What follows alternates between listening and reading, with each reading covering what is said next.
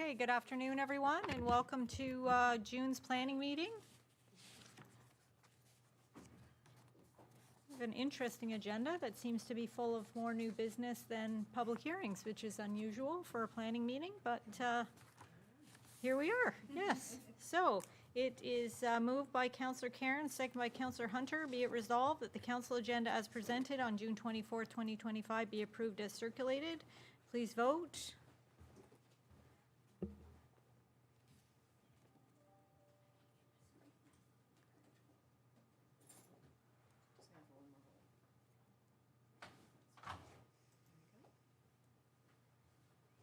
And that carries. Thank you.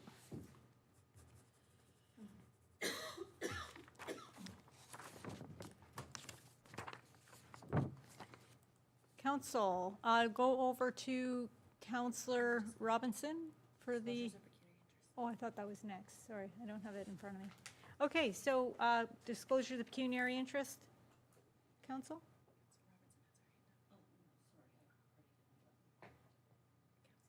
Okay. Councillor Jorgensen?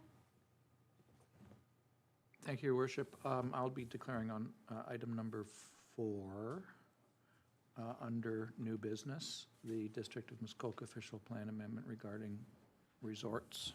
Okay, thank you. Councillor Barney? Yes, through you, I'm declaring on number 1 in new business. Okay. Thank you. Okay, now, Councillor Robinson, please. Thank you. Thank you, Madam Mayor. We would like to begin today's meeting by acknowledging the First Peoples, who for thousands of years before us were and are still the keepers and caretakers of this land where we now live and work, in particular the Chippewas of Rama, Wata, Mohawk First Nations, and the Moon River Métis. We are dedicated to honoring Indigenous history and culture and committed to moving forward in the spirit of reconciliation and respect with all First Nation, Métis, and Inuit people. We recognize all the generations of Indigenous people and their historic connection to this place, and we are grateful for the opportunity to gather here at this time. Thank you.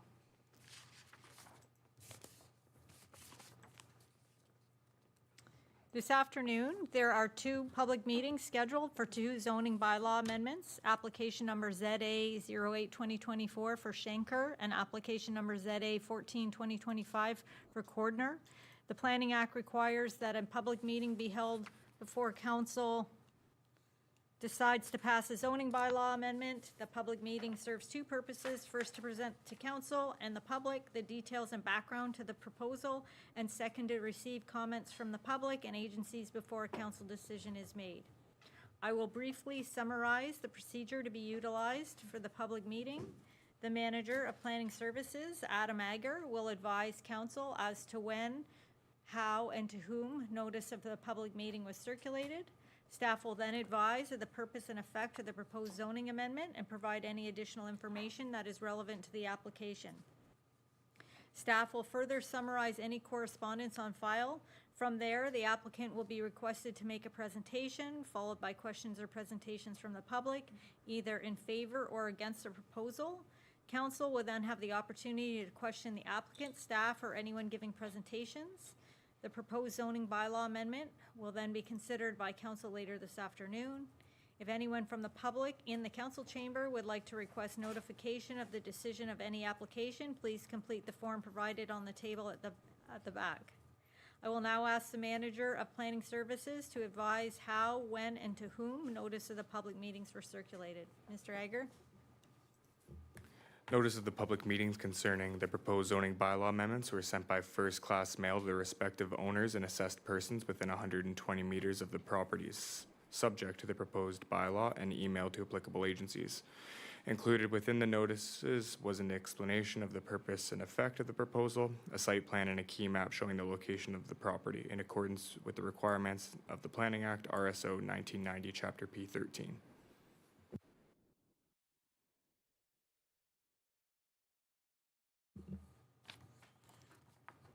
It is important to note that should council pass any bylaws this afternoon, there is a 20-day appeal period during which time, any person may appeal the decision of council. During this appeal period, no building permit may be issued or work commenced.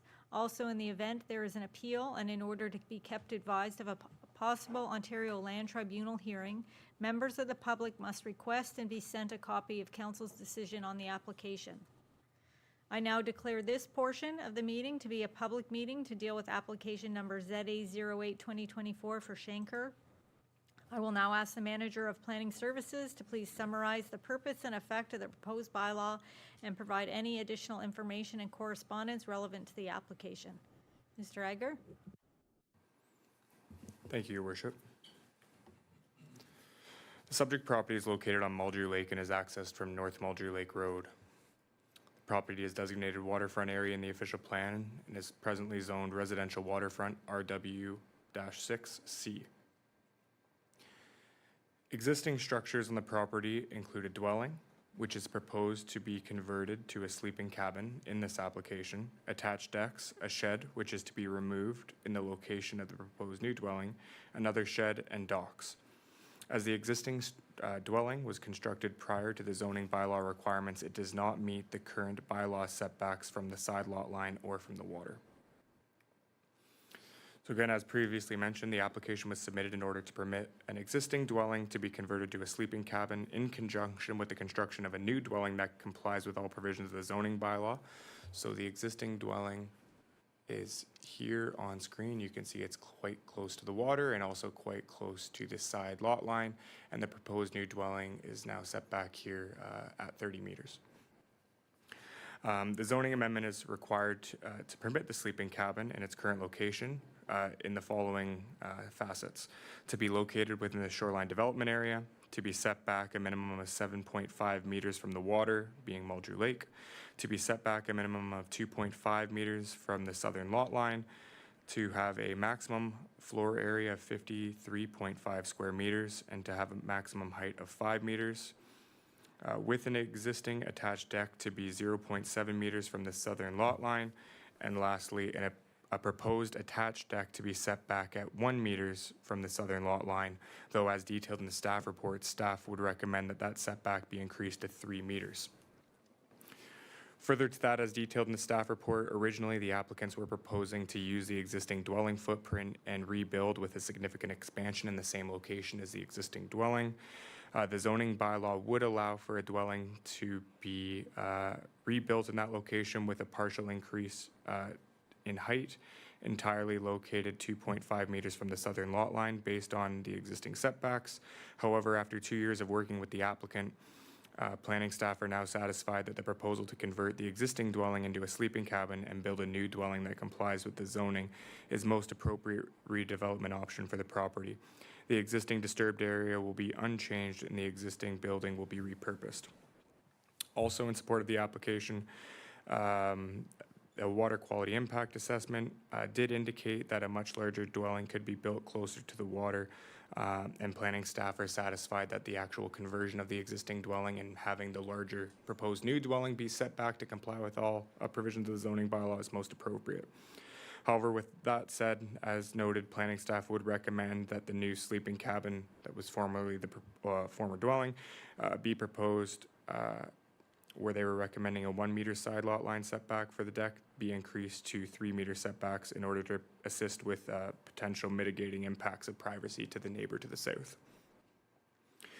With respect to agency comments, the chief building official and the manager of revenue both had no objection to the proposal.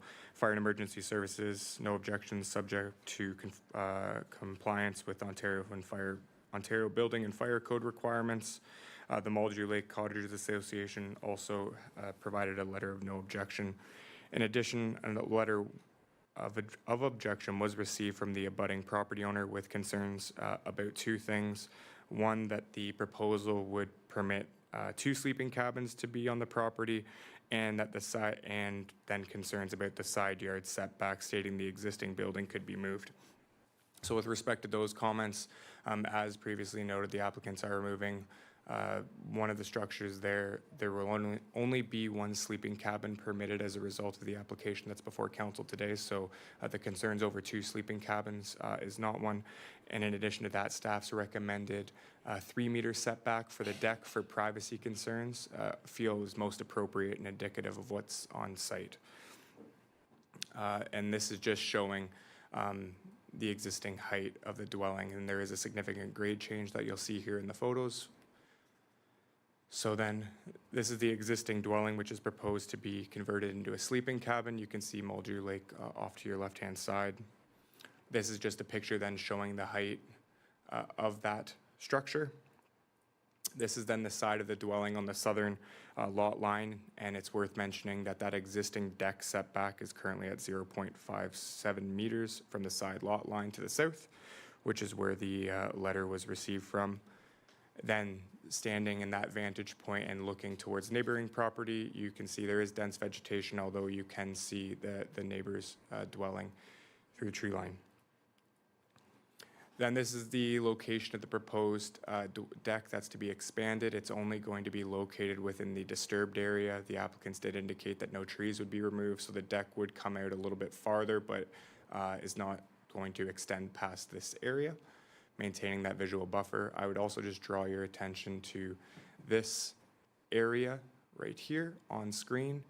You can just sort of, this is the property line, and you can just sort of make out where that was referenced over to your right, just again to give you a better sense of the setback. It does seemingly improve as you get closer to the water. This is looking from the shoreline to the shed or shoreline storage building, which the neighbor says or has indicated is a sleeping cabin. And that's where the concern about 2 sleeping cabins was, maintaining this structure, which is marked as a shed, but potentially being used as a sleeping cabin, while then converting the existing cottage to the sleeping cabin. So that would need to be confirmed at the time of the site plan, should the application be approved. This is then looking west along the shoreline. This is then the existing dock. That's there. The dock has been reduced in size based on the information provided by the applicant to comply with shoreline development. And you can just see the neighboring property owner's dock in the center of your screen in the distance. And then this last photo here just shows you the topography looking back up to the existing cottage, which is going to be then converted to a sleeping cabin. So as detailed in the staff report, it's staff's opinion the application is consistent with the provincial planning statement, conforms to the official plan, is appropriate and represents good planning. As a result, staff are recommending the application be approved, and I'd be happy to answer any questions that council may have.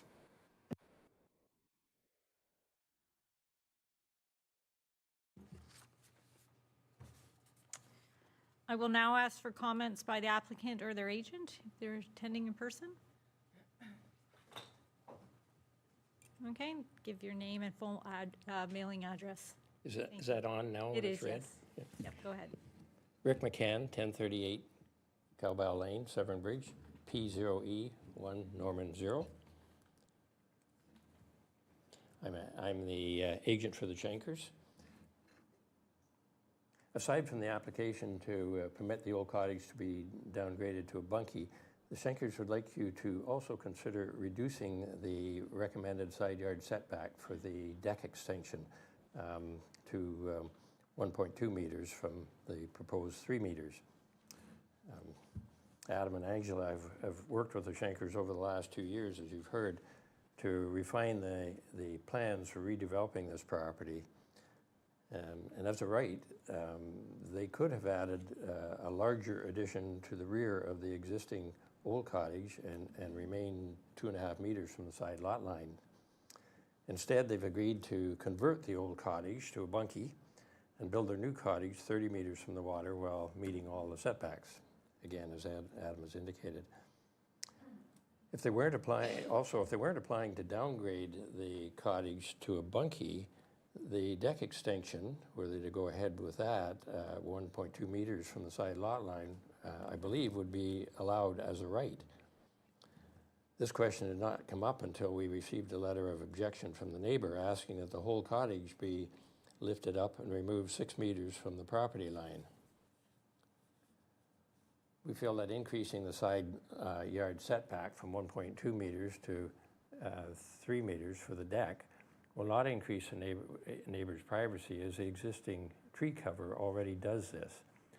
And I think in the second photo maybe Adam had there, it showed a shot from the existing deck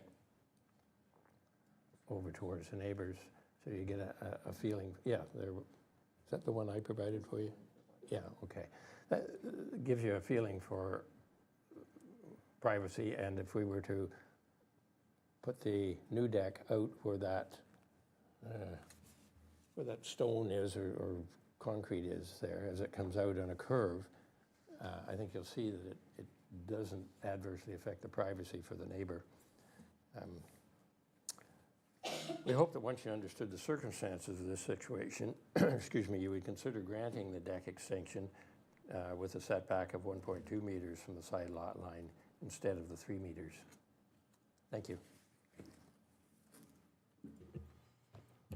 Okay, thank you. Are there any members of the public attending who'd like to speak to this application? Okay, come on up. We just need your name and mailing address. Thank you. Good afternoon. It's Kirk Figuera on 100 Sunnyside Street in Haliburton, Ontario. I work for Discovery Dream Homes. I've been working with the Shankers since 2 years, 2 years February, so 2 years and about 4 or 5 months. They've been great to work with. We gathered all the information that's required for meeting all the zoning restrictions on the original design. We created 3 revisions to this design, met with staff, met with Angela, originally met with a planner, did the pre-consultation, got all the information for a minor variance on the original building. It was going to be 1,900 square feet. All we had to do was clip a corner of the existing cottage. We were going to relocate that bunkie to a location 30 meters back. So we were going to pick up that original bunkie and move it. Feeling that we had some resistance for a minor variance, we decided to do a zoning amendment change. We went through that whole process, then felt that there might have been a little bit more resistance from the Lake Association. So this was a new plan that we decided to go with that would meet all setbacks with a new building that's going to be 30 meters as a provincial standard setback from the waterfront, and also retain the bunkie in its original place. As Adam had indicated, there's no issues, I feel. There's a lot of vegetation there. If they expanded the deck, which is a deck is in need of repair, it's going to fall apart. They're going to have to probably rebuild it in the same place, and they wanted to, instead of 4 feet, they wanted to get it at least a 6-foot deck. So expanding it out a little bit further does not impact the view to the left, which is the neighbors to the east. I don't see issues with that, and we're happy to work with staff and the council to come to a decent resolution with the planning situation with this new proposed build. Okay. Okay, thank you. I guess I don't have to put out another call for members of the public. So I will go to council. Council, are there any questions to our staff or the presentation at all? Or presenters, pardon me? Councillor Strength? Thank you, Madam Mayor. Through you to perhaps Mr. Ager. Can you just confirm with me that shed number 1 can remain because of lot coverage? That it's not gonna, I guess with the extension of the new sleeping cabin, is it permitted to stay? Thank you, Your Worship. Through you to Councillor Strength. Great question. That's something that our staff had flagged and asked that question. I believe numbers were received to show that it did comply, but ultimately it would come down to the final review at the site plan stage, especially if we are looking at a deck expansion, which would also contribute into the shoreline development area as well, because there is also some existing decking and stairs attached to that cabin. So if that cabin or shed is removed, if the decking and stairs are removed then too with it, then it potentially would comply. If the cabin is, or the shed is removed and the decking and stairs stay, there may be some compliance issues, but that's why we have our site plan and zoning coordinator reviewing those at the time of the site plan application to ensure that it's compliant with shoreline development. Anybody else? So I have a question. Is the deck, I mean, that's the sticking point. I mean, there's lots of changes within this application, but the deck in staff's opinion is just one too many. Is that a fair assessment of it, of the situation? Do you think we're being pretty accommodating and you don't think the deck needs to be expanded? Is that a fair assessment? Your worship, through you, so as of right, we're cognizant of what's existing.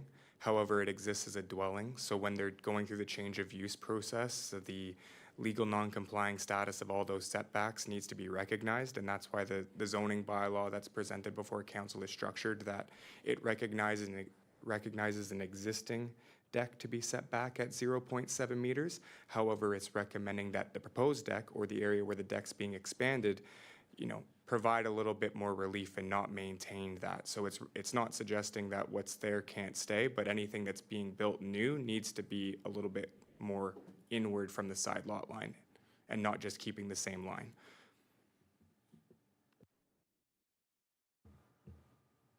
Okay.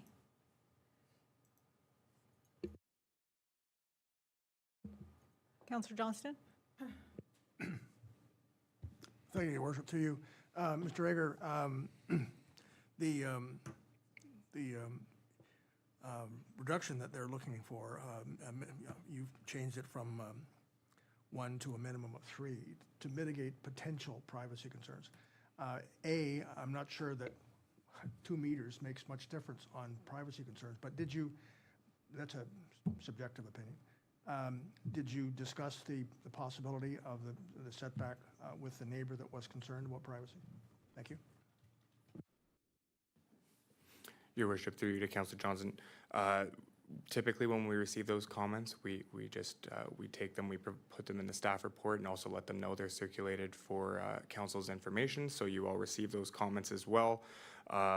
Being that the standard is technically 6 meters, and what was being asked for was 1 meter, 1.2, and the configuration you saw, it was quite a narrow area where the expansion is going to be occurring as well. It seemed to be an appropriate place of compromise and good planning given the concerns that were raised. However, should council wish to go forward with the request of the applicant's agent or representative, staff have also drafted an alternative bylaw should they so choose, if that's the prerogative of council. But staff, in their professional opinion, are recommending that the 3 meters be maintained for the proposed new deck. Okay. Anybody else have any questions? Okay. It is important to note that should council pass any bylaws this afternoon, there is a 20-day appeal period, during which time any person may appeal the decision of council. During this appeal period, no building permit may be issued or other work commenced. Also, in the event there is an appeal, and in order to be kept advised of a possible Ontario Land Tribunal hearing, members of the public must request and be sent a copy of council's decision on the application. Did I forget to ask you if there was a recommendation that you need to make? Mr. Egger, are there any recommendations or comments to bring to the attention of council as a result of these proceedings? Your worship, staff would recommend that the application be approved subject to the setback for the new deck being increased to a minimum of 3 meters from the side lot line. Okay, thank you. The bylaw will be considered by council later this afternoon. If there are no further questions, then I declare this meeting to be concluded. Public meeting number 2, I now declare this portion of the meeting to be a public meeting to deal with application number ZA 14-2025 for Cordner. I will now ask the manager of planning services to please summarize the purpose and effect of the proposed bylaw and provide any additional information and correspondence relevant to the application. Mr. Egger? Thank you, Your Worship. The subject property is located on the Severn River and is accessed from Riverside Trail. The property is currently designated in the waterfront area and is zoned residential waterfront RW6 and environmental protection EP and is currently subject to special provision 108. Existing structures on the proposed severed lot, and we'll get to that part of this, but existing structures on the proposed severed lot, which is what's only included in today's zoning bylaw amendment, include a deck, on top of which a proposed dwelling is to be located, a sleeping cabin, a shed, and an outhouse. There was previously a yurt on the subject property, which you can just sort of make out the green canopy of in the center here. However, that was destroyed this winter. The application was submitted in order to permit the construction of a dwelling setback a minimum of 16.3 meters from the optimum summer water level, my apologies, from the Severn River at its closest point. The subject property is the severed lot in consent application B14 2024 GR, which was approved by the Committee of Adjustment on the June 20th meeting. So it's, in this case, you can see the severed lot is on the right-hand side and the retained lot is on the left-hand side, and we're specifically looking at this parcel here. And the former deck and proposed dwelling location are down here, just to the left of my cursor, which is where the yurt formerly was. A scoped environmental impact study was prepared by Frycorp Ecological Services, was submitted in support of both the consent and zoning applications. The EIS was completed in August of 2024, and at that time, it was contemplated that a new dwelling would be constructed sometime in the future at the required 30-meter setback. Up until recently, there was a yurt located, as I'd previously mentioned, on an existing deck. However, the yurt collapsed this past winter due to heavy snow and ice. The existing deck was built with a building permit, permit 08371, and the applicants are now proposing to build a dwelling on top of it. However, as it was not contemplated at the time of the EIS, that location was not reviewed, and as such, Frycorp is reviewing the proposed reduced setback for the dwelling. And as such, as detailed in the staff report, staff are recommending the application be deferred until that review occurs.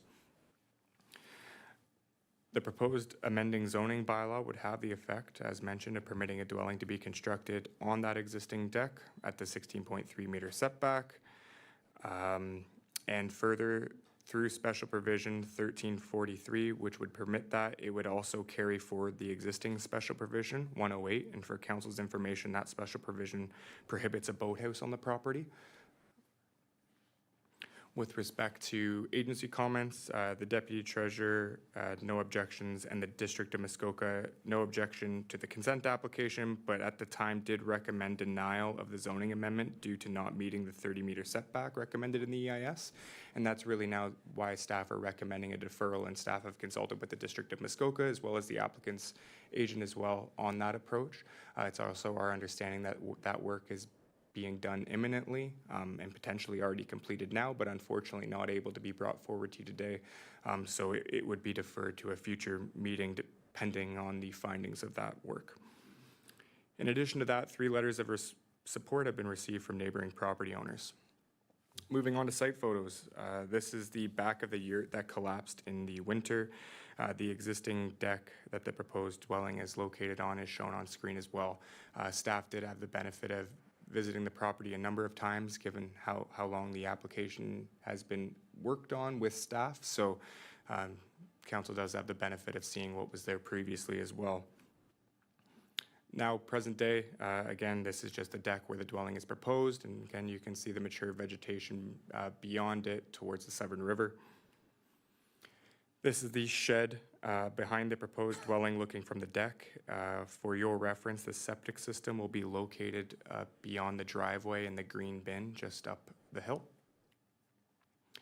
This is the existing outhouse and the proposed septic area just to the left of it in this photo. Oh, sorry, I should go back one. Just to the right-hand side, it's hard to see, but as you saw from the air photo, it is a large property and there is a pond on it as well. There's just a small shed back here as well. And then this is the pond towards the center of the property. This is then standing facing one of the other sheds, and you can see the back of the yurt in this photo.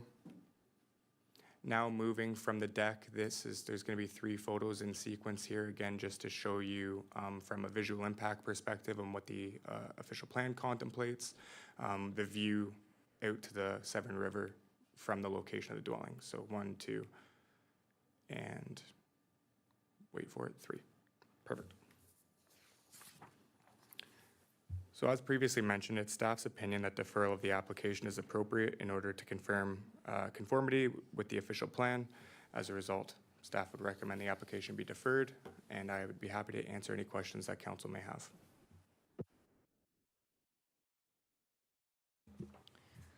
Thank you. Are there any questions or comments? No, I will ask for comments from the applicant or their agent if they're attending in person. Welcome. Good afternoon, members of council. My name is Savas Varadas of Plan Muskoka, P.O. Box 534, Huntsville, Ontario, P1H2K7. I'm here representing the coroners as their agent, and I'm a registered professional planner. I don't have a lot to add. I think Adam's presentation has covered off this application accurately, and we understand the recommendation made by staff to defer the application. As he has mentioned, the work has actually been done in draft now to provide a memo to the municipality to review in terms of a recommendation made by an ecologist on the setback for the existing deck and proposed dwelling. That is being reviewed by the applicants right now and should be provided shortly. So for next meeting, we should be in a position where we have that supporting information. The deck is pretty well buffered from view, as Adam's photos have shown from the water. I don't expect any visual impacts for the proposed dwelling on the existing deck. And in terms of natural vegetation, the property is fairly well vegetated, so there should be no balance of built form and nature disturbed by the proposed dwelling on the subject deck. So I don't really have anything else to add, but I'd be happy to answer any questions that council may have. Thank you. Okay, thank you. Council. Oh, yeah, are there any members of the public? Thought maybe, Rick, you might want to chime in? No? Okay.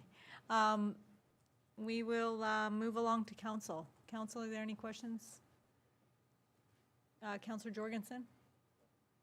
Thank you, Your Worship. I'm just curious, I don't see any, I guess, planning justification or constraints on this lot that would prevent the building from going back to the 30 meters. Presumably, although the deck had a building permit but presumably the yurt did not have a building permit. So I'm just curious why, what justification there is for not building a new building at the 30-meter setback, as I think was contemplated previously. Thank you, Your Worship. Through you to Councillor Jorgensen. Thank you for the question. As noted in the report, this originally was contemplated to be a future development plan at 30 meters pending the existence of the yurt still being there. So the applicant's intention, from my understanding, was not to build anytime soon.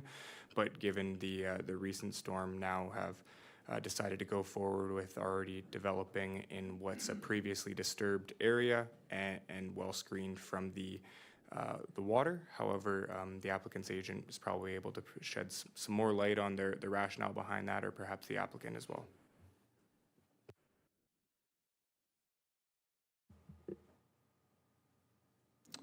I think Adam has explained it pretty accurately.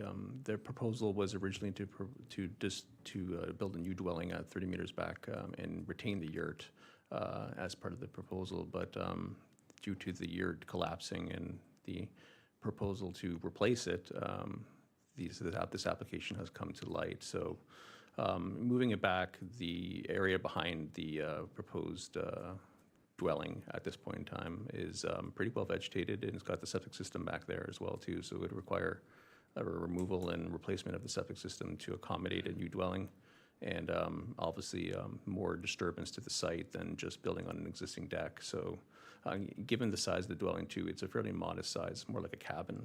So it made sense to place it on the existing deck, which was legally there to begin with. So that's I believe, the intentions of the applicants, but I think they're available online, so if you see a hand go up, they may have something to add as well, too. Thank you. I don't think we have any registered participants online today, so they may be watching, but they can't interact that way. Councillor Johnston? Thank you, Your Worship, through you. As my colleague has noted several times in previous meetings, it's becoming concerning that Councillor Jorgensen and I have a similar mind. The question he raised was what I was going to ask, and that is, it's not often we get an application that involves a factor of a yurt. I like yurts. When I lived in China, I used to sit them all the time. But I'm concerned about, my question was going to be, is it primarily the fact that the yurt's no longer there, that the building pad is there? And I think that the answer to that is yes. And there's no reason why we couldn't stick to the 30 meters. I'm concerned about any time that we reduce minimum setbacks from water. It's a death of 1,000 cuts. There's always reasons why this is okay, but it's a death of 1,000 cuts. And if I'm satisfied with what the planner said about vegetation and so on, and again, as I said, I don't think it's enough reason to go from 30 to almost half when it can be. The minimum setback of 30 can be met. Thank you. Okay, so was there a question in there? No, I think it was more of a position, and I'll just remind council that we'll save the back and forth to the bylaw stage. I'm going to go over to Councillor Morphy because she had her light on, but then it was off, but now she's back on again. So, Councillor Morphy. Thank you, Your Worship, through you. Yeah, where I want some clarification is the yurt, which I now know didn't have a building permit. That deck did, and do they have expansion rights that close to the water on that existing deck? That's for starters.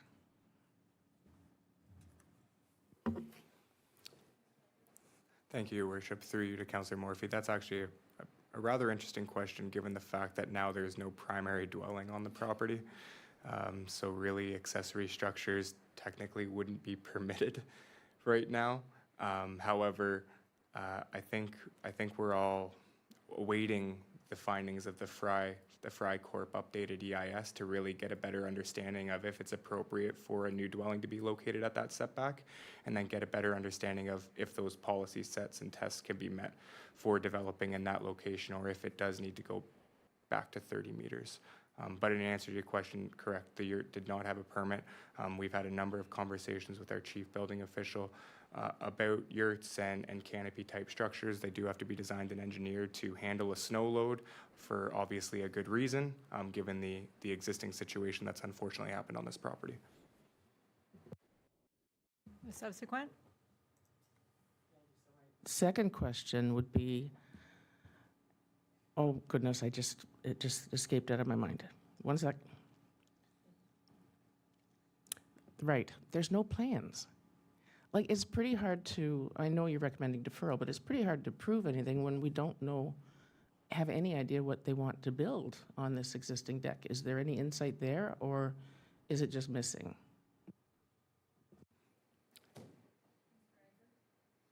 Mr. Egger. Thank you, Your Worship. Through you, if Madam Clerk wouldn't mind just putting up on screen, it might be hard to see just because of the sheer size of the plan that was provided, given that originally it was submitted to show both lots, the Severn and Tame, but you can see there proposed dwelling 16.3 meters from the water, and it's only, from our understanding, on the footprint of the existing deck. But again, perhaps the applicant's agent could confirm that specific.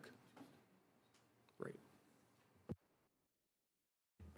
Okay, I'm going to ask, is there anybody else before I go back to Councillor Jorgensen? Oh, Savas, did you want to answer that?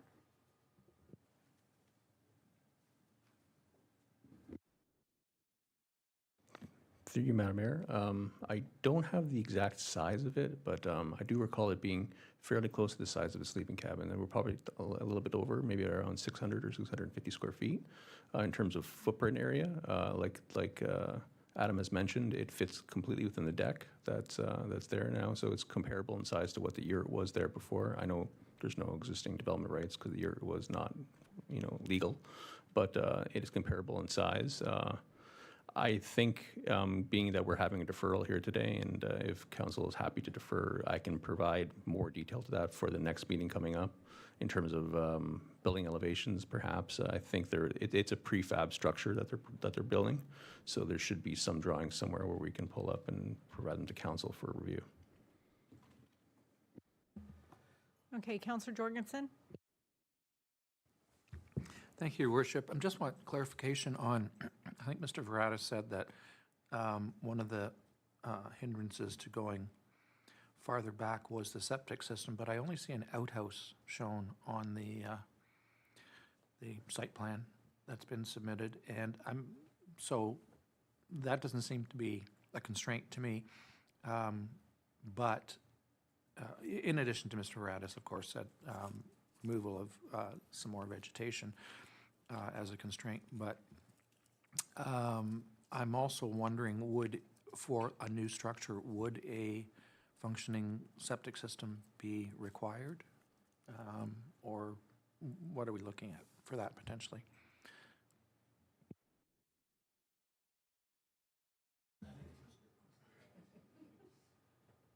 Okay, whoever wants to give that a chance, or Shaw? We're on time? There we go. Okay. I believe there would, I'm not an expert on building code matters here, but I would expect that there would need to be a functioning septic system for the new dwelling, being that it's now the principal structure, and it would likely require a building permit and, a septic permit to install. So that's my personal opinion. I don't know if there still is the rights to just simply construct using a outhouse as a septic option. But that's something that I can definitely get the answer for and have more clarification on for the next meeting. Mr. Egger? Thank you, Your Worship. Through you, and just to add on to Mr. Veratis's point, more information for the next council meeting is fantastic.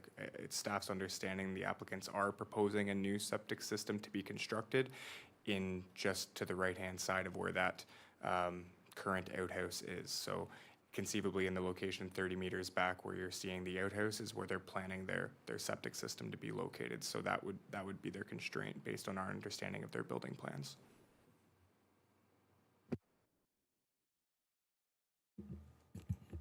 Okay. Anybody else have any questions? Mr. Egger, are there any recommendations or comments to bring to the attention of council as a result of these proceedings? Your Worship, as detailed in the staff report, staff would recommend that the application be deferred. The bylaw will be considered by council later this afternoon. If there are no further questions, then I declare this public meeting to be concluded. Public meeting number 3, I now declare this portion of the meeting to be a public meeting to deal with application number Shore Road Closure 09-2024 for Savin. I will now ask for the comments by the applicants, their agent, if they are attending in person. Okay, seeing none. Any members of the public? Seeing none. Are there any questions or comments from council? Okay. I will now ask the Director of Development Services, Melissa Halford, if there are any recommendations or comments to bring to the attention of council as a result of these proceedings. Thank you very much, Your Worship. Staff are recommending that council approve the related bylaw as outlined in the agenda package. The bylaw will be considered by council later this afternoon. If there are no further questions, then I declare this meeting to be concluded. Thank you.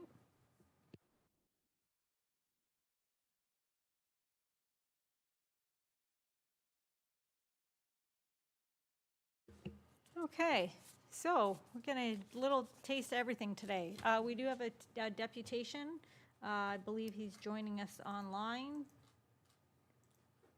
William Holmes from Muskoka Wi-Fi, Inc. for proposed telecommunications tower. Oh, there you are, right there. Okay, great. Welcome. Assume you can hear us? Yep. Great. Okay.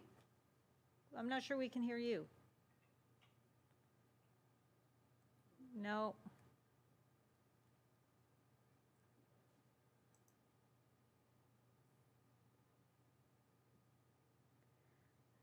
No, I'm sorry, we can't. Just give it. It tested fine this morning, apparently. Yeah, Oh, there you go, yes. we're Yay, here. great. Yeah. Okay, See, even the internet people have problems too. okay, well, great, go ahead. Okay, so good afternoon, Your Worship and council members. Thank you for having me today. I'm going to go through our little presentation quickly, allowing for questions. Most importantly, for you guys to poke and prod, which I appreciate. So I'm going to share right away, and then we'll get started here. If I go too fast and anyone wants to actually ask a question right away, by all means, just stop me. So Muskoka Wi-Fi, we are a local born and raised company just like myself. We started just out in Sparrow Lake, and out of necessity for my own internet, I started building towers and then selling internet, as we will go through here. Let me go to a single page.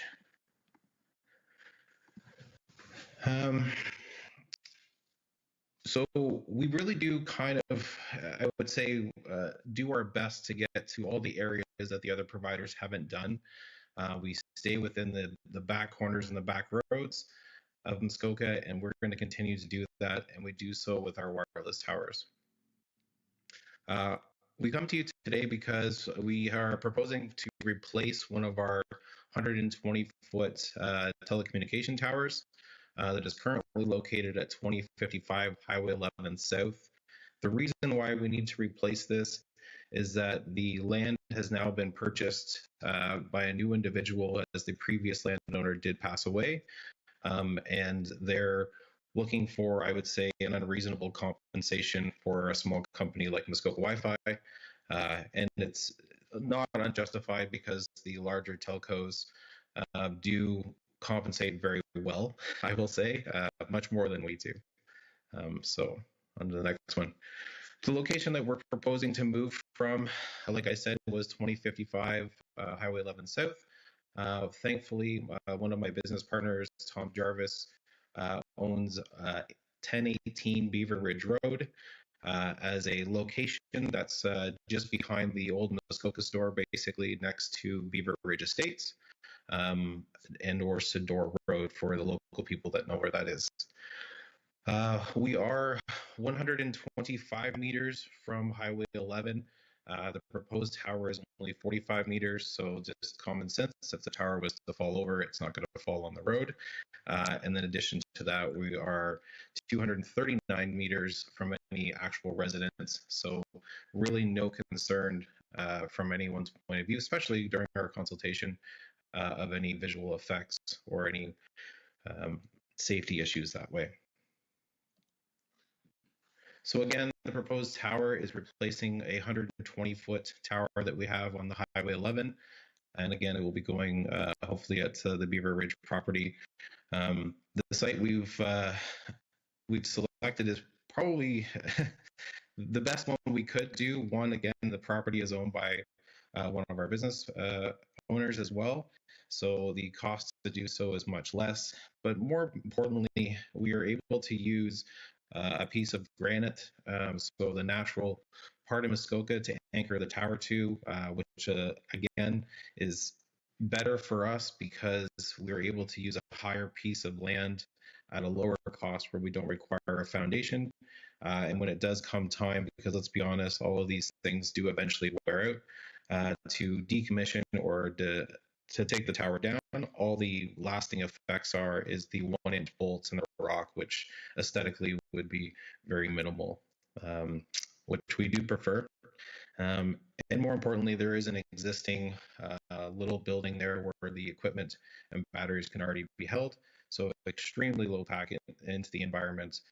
There's an existing driveway that was already there from a very old house. So it works out very well for, I would say, the environment as well as us, cost-wise and logistically too. It helps hit all the other towers that we have. We do comply with all of our towers, health and safety, or safety code 6 as we refer to it. So for people that are not familiar with that, safety code 6 is a guideline that is provided to us that makes sure that we are within the limits of what our radios can be powered by. So there is a couple of very, dead fast rules from ISED, Innovation, Science, Education, and Development, and that is one of them, that we make sure that everything is safe. Addition to safety, this is private property. There is a fence on the front side on Beaver Ridge Road, and there will also be additional fencing put around the base of the tower. And the property is monitored by video surveillance. So just in the idea, again, that, from, let's call it bad actors trying to get onto the tower or climb it or whatever, it's going to be very difficult to even access or get to it without us knowing. We have approvals from Transport Canada, the aeronautical assessment, and we also have approvals from NAV Canada. So the tower is safe when it comes to, I would say, air traffic, which is definitely important considering it's a 150 feet or 45 meters. The public consultation stage, we did hold our meeting, which I can thankfully say there was no comments from. We actually only had one individual who was looking for internet, so that's a very positive sign for us. We did mail out to all of the landowners within the 500-meter radius of the property line, and we actually personally visited, myself, I personally visited some of the residents within Beaver Ridge as well, the trailer park, and they were just more excited to have an option for truly high-speed internet. So in addition to that, we did have the sign out there as well, and we did put the publication into the local newspaper, and with the help of Susan Fleming, we had it also posted out onto the township's website. Just make sure I didn't forget anything there. I think we're good. So again, trying to make this quick so you can ask questions.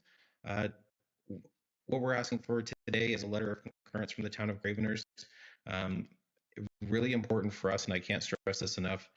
This tower is our primary tower. Today there is 473 residents. Coincidentally, the application 14-2025 corridors, this tower services them, and the new tower will continue to service them. It is a blessing in disguise because moving the tower to 1018 Beaver Ridge Road will allow us to capture, I think, 137 potential residents out of the Beaver Ridge estates, as well as we'll be able to provide improved internet coverage for the Highway 11 corridor from Sador Road almost to the entrance of Gravenhurst. So that is our ask today. We want to continue to provide internet to the good people of Muskoka and Gravenhurst. We're not looking for any financial support. We just need the okay and approval to remove our existing tower and install a new tower. Just unfortunate to that previous property being sold. But I'll stop at this point and see if anyone has any questions. Okay, thank you for your presentation. If council, of course, have noted that there is a report later down on the line, number 6, and new business. So, but if there's any questions for the deputation for Mr. Holmes, Muskoka Wi-Fi, or any? I'm going to go over to. Oh, look at! I just lit up like a Christmas tree. Councillor Morphy. Thank you, Your Worship, through you to Mr. Holmes. Does it emit any sound, your tower? I always get asked that.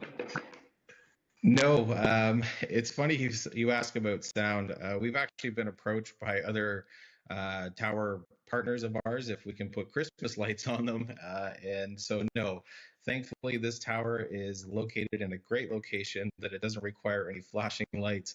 And there is no legislations that I'm aware of or federal codes that say that we have to provide any sound or audible notifications. So no, it is quiet and without lights. There will be very minimal lighting from the equipment, but we're talking like not a visual light from any distance. So. Okay, Counselor Strength? Thank you, Madam Mayor, through you. Thank you very much, Mr. Holmes, for the presentation. I'm happy to hear that your new location would get you better coverage or a bigger number of customers. I'm curious to know if the new tower is bigger than the existing tower, or is it the same size, and do you just like carry it down the road? And I'm also curious to know if you've had any response from the big guns that you've emailed a week and a half ago or so, and get their response to your new location. So the first one, the tower is 30 feet taller. So we are putting a bit of a bigger tower up, and what that allows us to do is have more real estate on the tower, and the idea that we can mount additional equipment. The capacity of the towers for every, even cell phone towers, depends on how many antennas you can put on it, because it comes down to a very simple concept, is that you can only hook up so many of these things and so many houses to so many access points. So the more access points, the more coverage. As much as I would really like to be able to pick up that other tower and move it, it would be much cheaper. We actually had to buy we have to install ahead of time a brand new tower at our own cost, unfortunately. The second question, so the big guns, we had a response from the Bracebridge Airport, and they were not concerned because of NAV Canada. The district had no comments. I have to admit, the only one who's come back is the MTO. The MTO has concern because of the future expansion of the highway. We do have an application into them. We have had initial comments from them, and because the land currently is not owned by them, they don't seem to be too concerned. I'm kind of speaking out of turn, but I'll say understanding currently is that we may be signing an agreement that when this highway eventually gets expanded in how many ever years, that we'll have to remove the tower at our own cost. I think their concern is that when they do sorry, not too sure what the term is, but you know what I mean. When they do take the land, they don't want to have to compensate us for the cost of the tower. Okay, Counselor Hunter? Thank you, Madam Mayor, through you. My question was similar to Councillor Strength's. I was picturing how does that look to move it? But now that I know that you're not, what does it look like to remove it? Does that all just go to landfill? Can you reuse some of those pieces? Or how does that look? It's an excellent question. So we actually build it into our budgets right from the get-go, and our accountants make me account for that every month. So in this actual scenario, the one at Highway 11 does have a concrete base, but the physical tower itself, so the steel that comes up out of the ground, I will absolutely reuse that. We recertify them, which really comes to a silly step as we replace the bolts and the nuts that go into the tower. But the concrete base is literally just becomes like it's buried. Thankfully, the only convenient thing that the current or new owners of 2055 Highway 11 is Muskoka Excavation. So they have some very large machines there that can take care of that concrete base. The new tower, like I was saying before, and this is something we've strived to do, like short of some of our towers are even run off solar panels. But anyways, getting distracted. We actually try to find these locations that are on granite or in limestone, so we can just drill right in there. And it's truly, it's an 1.25 inch rod that goes into the rock 6 feet and is used with epoxy. So when the tower comes off, and now, yes, there are up to 4 these 1.25 inch rods per corner, but that means you have 12 1.25 inch round circles that would be left on the rock afterwards. So truly like a very, very small impact. Again, I'm born and raised in Muskoka. I want to keep it this way. I'm only really interested in the Muskoka Wi-Fi because, well, hey, let's be honest, internet has become a crucial part of our lives today. As we're using the internet, our healthcare, our education, our banking, the list goes on. And you guys know more than I do. I'm sure you get calls from your your wards all the time going, when are we going to get faster internet? So Thank you. Great, well, thank you. Are there any other questions? Okay, so I appreciate you coming today and sharing a bit about the project with us. And we will, like I said, there is a report later on in the agenda, so you're welcome to stay tuned and watch as it unfolds. All right, thanks. thank you.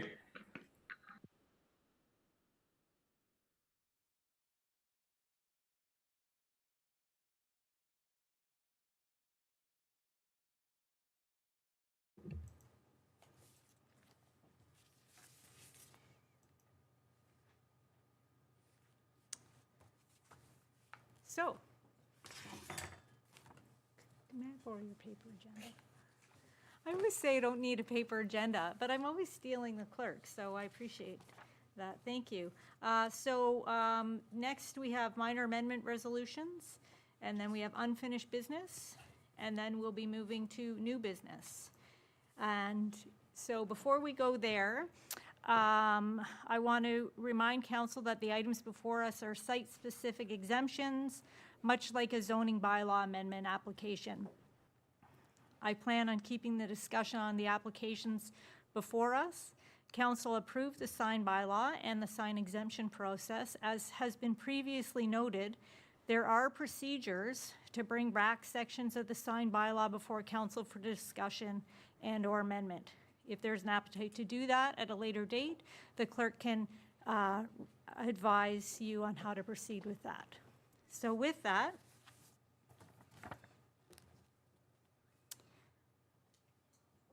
be it resolved that report number DV 2025-39, signed by law exemption, 100 Muskoka Road North, be received for information. It is moved by Councillor Johnston, and second by Councillor Jorgensen.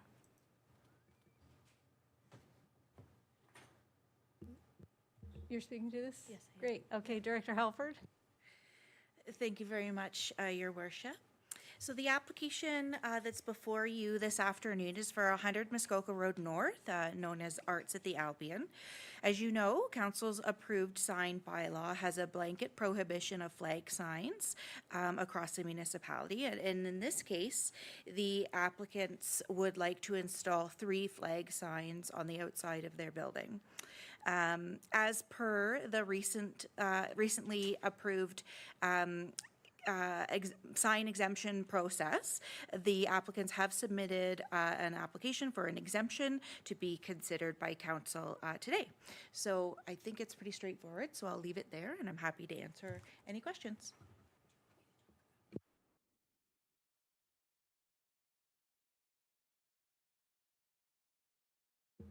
Okay, council, any questions on the report or any commentary?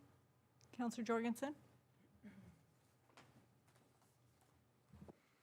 Thank you, Your Worship. But just one item, the location of these that proposed, I mean, I know they have been there before, but proposed again to allow them to return.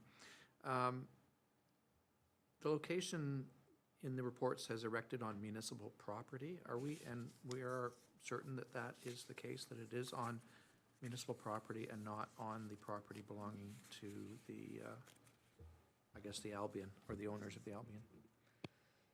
Thank you very much, Your Worship. Thank you very much, through you to the councillor. At this point, there's not been anything concrete that has proven that they own the property. They feel that they do own it, but at this point, our records show that it is municipal road, like sidewalk, up until right to the edge of the building. And because staff are recommending, because it doesn't comply with the bylaw, and staff are not recommending the exemption, regardless of whether it was on town or private property. The recommendation is just not to install it.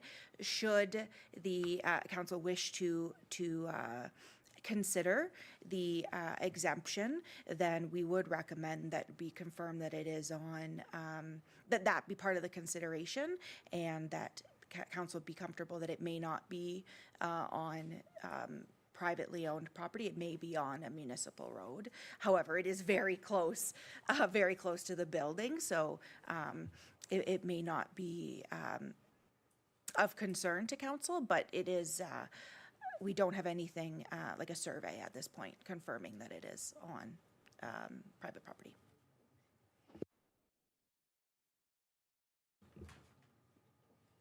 Councillor Strang? Thank you, Madam Mayor. Through you to Ms. Halford.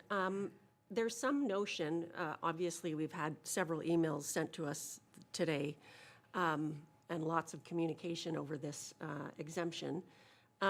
There's some notion in the public eye that this is a heritage building and a proper, I would suggest, blade sign would be allowable. I'm not a fan of the flags. I feel that the flags would make the corner look like Gasoline Alley as opposed to downtown Gravenhurst. And when I think back, I've spent 25 years at that corner. When I think back to days of old, the building across the street used to have a gorgeous wooden blade sign that was very, very obvious to passersby, to people driving by. So I'm curious to know what the legalities are of a blade sign. Director? Thank you very much, Your Worship, through you to the councillor. Excellent question, and I had the same question of our heritage planner, Ms. Jacadis, and she confirmed with me that that the heritage easement that was approved in '84 specifically says that the owner shall not erect or permit the erection of the on the property or on the facade any signs without the prior approval of the municipality. So they could ask for approval for a blade sign, and this has been talked with the property or the those operating the business over the last several years, this notion of coming to us for approval of something else, or the municipality has been advised, this has been passed on to them. So it's not that yes, there is a prohibition, but it's that they just have to come and have council review it, and then council could consider. Subsequent? Thank you, Madam Mayor.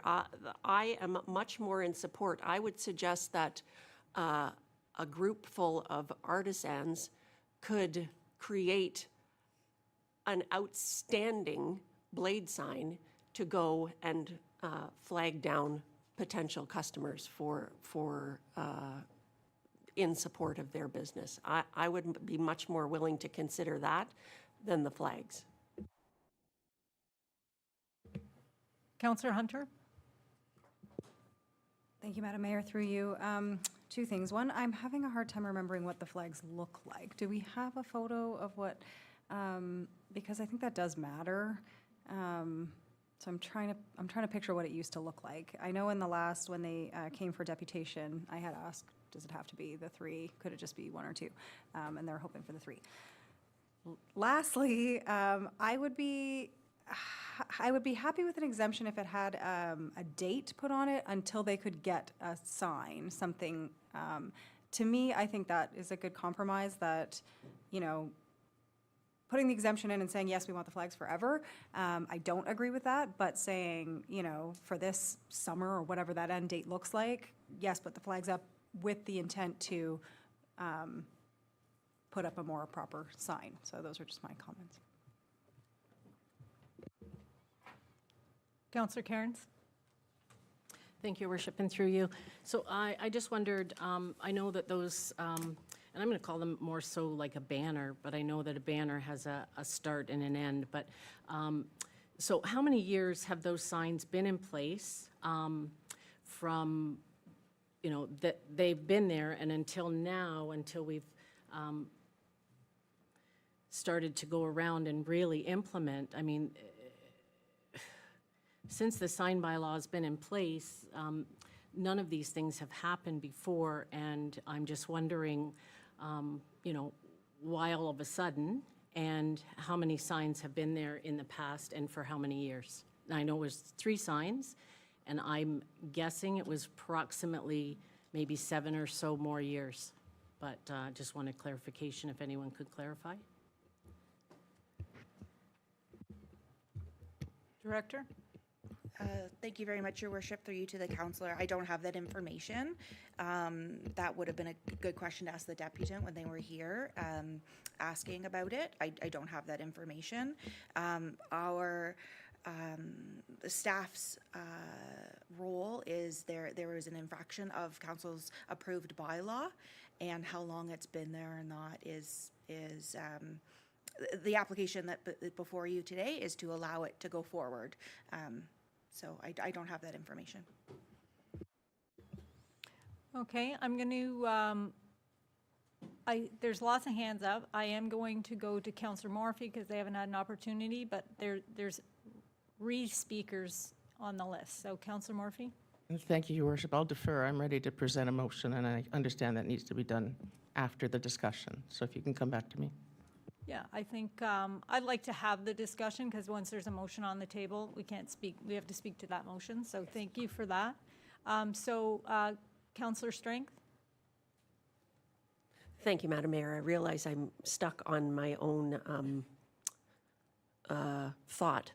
To the director, do you have any indication that the Albion at the Arts folks would be amenable to a blade sign? And from previous discussions that you might have had?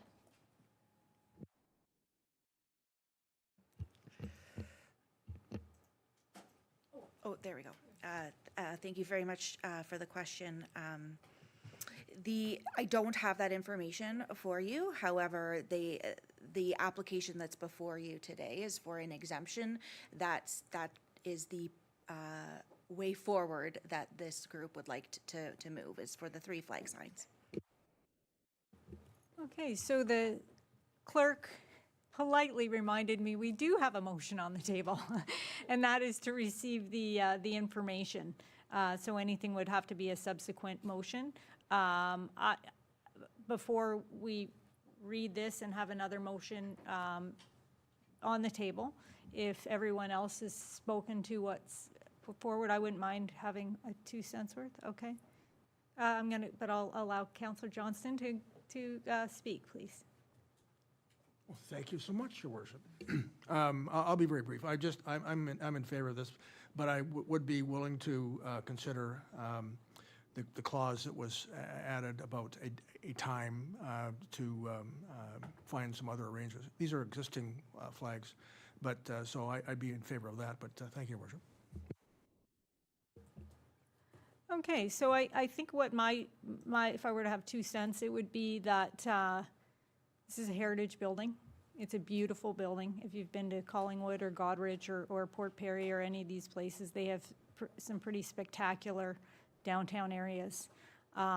They take great pride in their signage and all of these things, and with availability through CIP and through the Muskoka accommodation tax funding, I think that it would be fantastic for such an iconic building to take the first step before setting the stage of what a beautiful downtown, historic downtown should look like.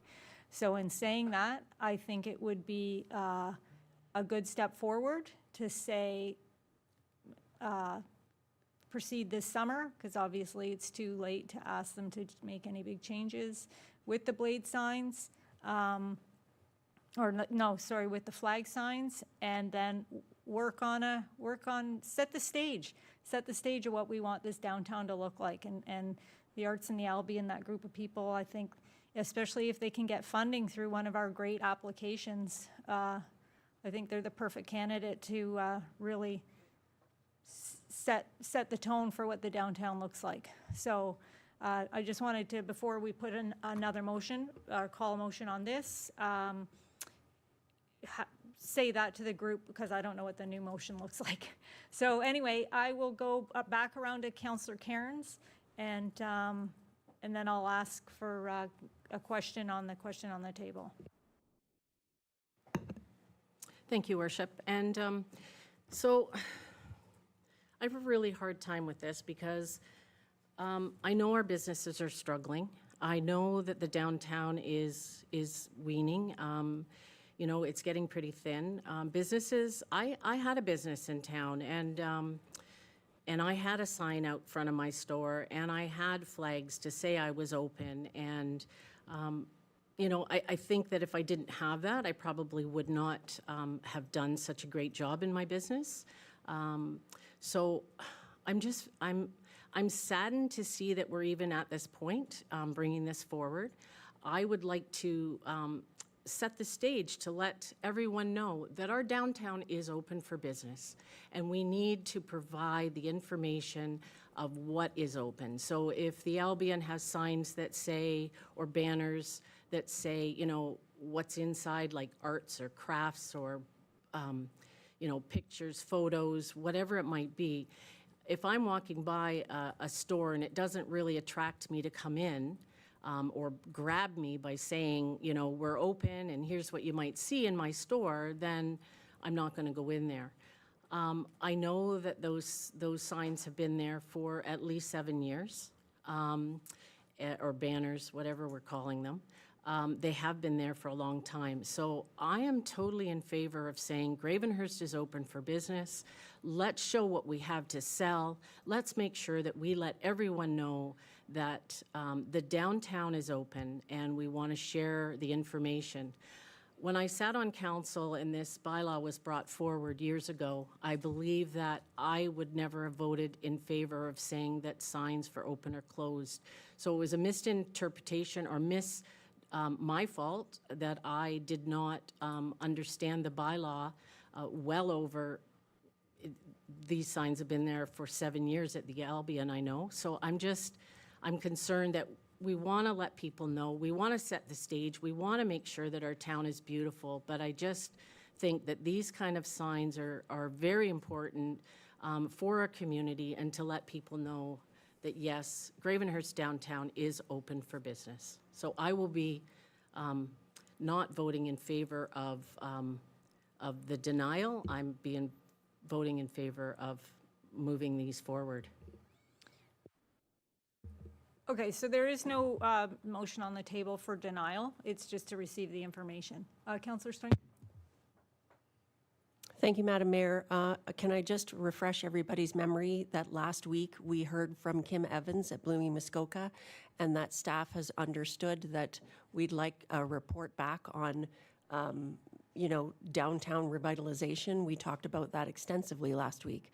So that's also coming. It's not that it's not being unrecognized.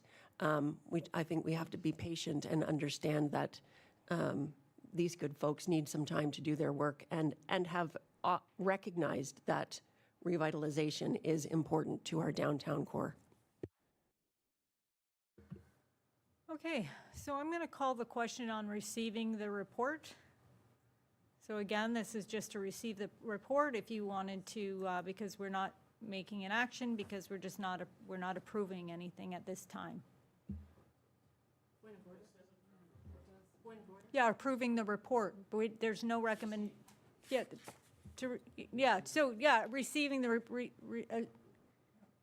it's receiving the report. There's no recommendation for approval or deny. There was a deny, but that would require somebody to move and yeah. Okay?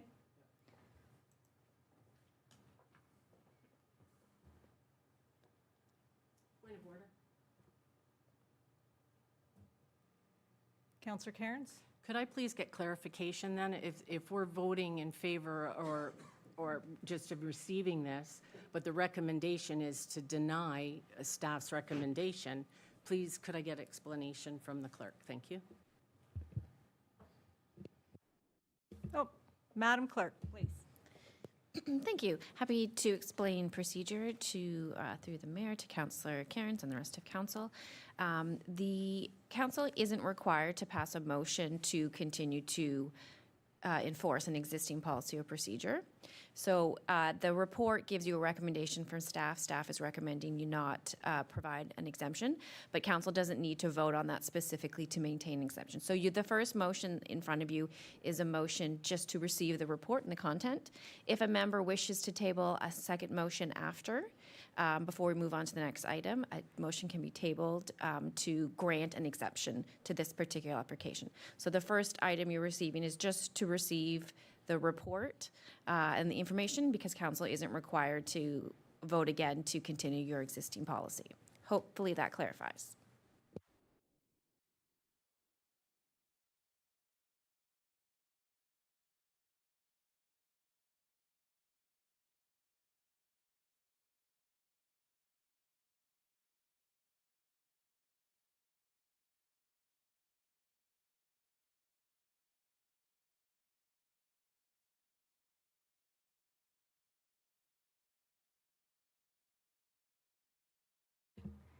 Councillor Morphy, you had a motion that you wanted to table? I do have a prepared motion through you, Your Worship, but I would like to make an amendment, and I would like to ask the clerk's assistant, because I think the date idea is a good one, to put a hard stop so that we can get this resolved once and for all and get them compliant. I'm looking at phases. Is a year? Gets them to next summer, and then, okay, so I would say a year from now. Yeah, thank you.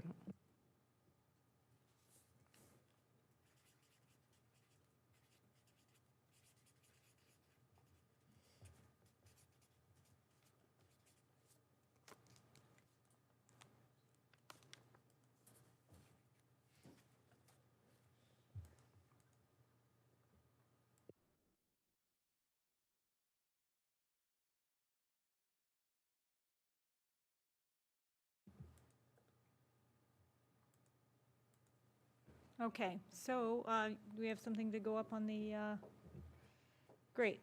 So it is moved by Councillor Morphy, second by Councillor, need a seconder? Councillor Johnston. Be it resolved that 100 Muskoka Road North be granted an exemption to sign bylaw number 2023-31, section 4, subsection 4.1, flag sign, and the exemption be granted until June 24th, 2026. Okay, I mean, you can speak to it, seeing it's your motion. Okay. Thank you. I just wanted to point out, yeah, I'm going to bring in the strat plan on you. And that, number one, we made promises. And number two, we promised it was a living document and that we must be flexible. In the very beginning, it says, the plan delineates specific objectives for the town while allowing for the flexibility to respond to changing circumstances. Pardon me. Goal 8 was create an open for business environment across the town to support jobs and business growth. Then we have a middle flap. Goal 2, refresh the community improvement program for the downtown to promote local street activation. Continue efforts to support local business retention and expansion. Continue to support a number of new businesses opened annually. Annual dollars on incentives to support. 9 times it mentions we're going to support our businesses. I want to do that. I'm convinced the original sign bylaw was derived to eliminate clutter. I've spoken to councillors that were on, it was 20 posters on a hydro pole.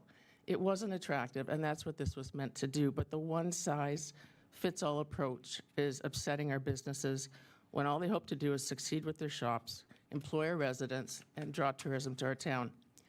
With the demise of our newspaper, we truly need to be flexible as we promised to do. There will be more coming on the sign bylaw with a notice of motion by myself at July's Committee of the Whole meeting, but for now, I urge you to support these exemption requests. They have dotted their I's, crossed their T's, made deputations, wrote letters, and indeed paid a fee to put a sign or two on their storefront to tell everyone Gravenhurst is open for business. Sorry, I stole ya. Okay, thank you. Councillor Johnston, did you want to speak to it as the seconder? Or?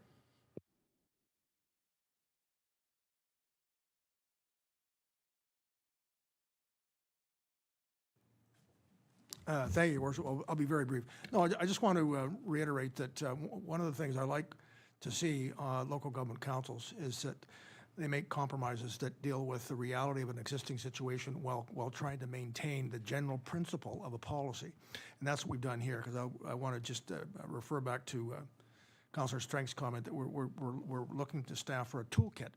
And so that one date expiry limit will allow that to come in, and the applicant and others to look at what's available. So I like this compromise very much. Thank you, Your Worship. Councillor Strength? Thank you, Madam Mayor, through you. I don't hate the idea either. I like the fact that there's a date. However, June the 24th, there's that time period where we might have a bit of snow to contend with. The signs aren't permitted to be on the sidewalk, as I recall, because of snow plowing. So I think that the date needs to be tightened up a little bit, maybe to October the 31st of this year. Okay. Is the snow clearing an issue? Probably.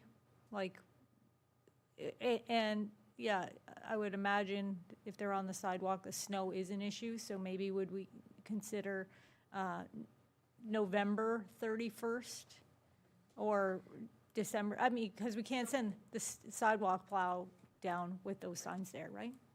So, okay, so that's just a thought. We've got that hanging out there. I'm going to let everybody talk about it prior. Councillor, going to go over to Councillor Jorgensen. Thank you, Your Worship. I think there's a lot of the comments about us being open for business. It's not like we don't have signs on businesses. We do allow signs on businesses, of course. We have the sign bylaw that outlines which signs are permitted and which signs are not. A problem I do understand that these have been there in the past, and frankly, yeah, it was the impact significant of them? Probably not. But I wouldn't want to see, just from the same argument that's been made, that this is a business trying to get by. Well, then all of a sudden our main street is got hundreds of these flag signs, and because I don't think they are appropriate for our main street. That being said, the sign bylaw has a lot of other parameters for signs, and this is rather open-ended by just saying, no, we're going to allow flag signs here, but we're not talking about the size of those signs. We're not talking about, we've talked about the snow issue potentially being an issue. There's no parameter around that in this resolution. There's no resolution of the question of, well, is this on town property or not, which is another issue, because the sign bylaw does say, presumably the rest of the sign bylaw would have to apply. We're only exempting the one section in the sign bylaw. So private companies cannot erect private signs on town property. So I think that is an issue that needs to be addressed as well. That's not, it's not addressed in this motion. So I think there's still some work to do. If we were, I would probably lend my support to having it for a period of time. And I would also reiterate that, this is a group of artists. They should be able to come up with a really nice signage for they do have the hanging sign, I think, out front. I don't know if it's at the maximum size or whether they could address through that sign the items that they've been putting on these flag signs, because I think the flag signs, if I recall, if I look at Google Street View, it shows me just some of the products, like 3 different products that they sell basically in the gallery. So I think there's an opportunity there to come up with a better sign, and so I would tend to support the time limit, but I still think that there's some other items specifically that I'd be interested in, when are these signs up? What size are they? And then there's the issue of, are we allowing a sign I'd like to say, by making that one exemption for flag signs, we are not necessarily permitting another section of the bylaw, and I don't have it in front of me, that would say you can't erect a sign on town property. So we haven't really covered all our bases in this. Councillor Cairns? Thank you, Worship. I wonder if our clerk could put that motion back up on the table for me. I just had a quick question, and I just needed to get clarity for.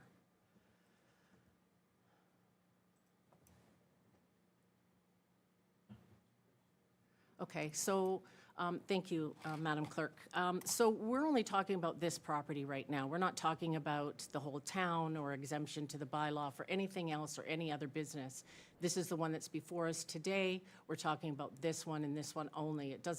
It's not saying that everyone in town can now put up flags or banners or posts. I mean, the Canadian flags are now up, and I'm very joyful for that because, you know, Canada Day, it's on its way, and I think those are very important to show our support, not only on Canada Day, but to every day. So this bylaw, or this motion that's up there right now, only is speaking to this specific address, I believe.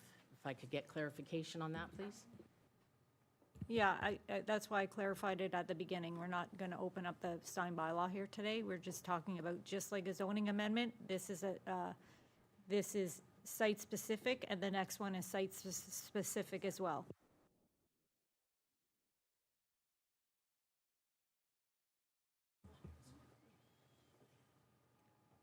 Okay. Councillor Strength, you want to talk to the motion on the table? No. Do you want a seconder? Did you want to see if you had a seconder for your amendment about the snow? I could do that. Could I just address one thing that Councillor Cairns has brought up? Yeah, through me, sure.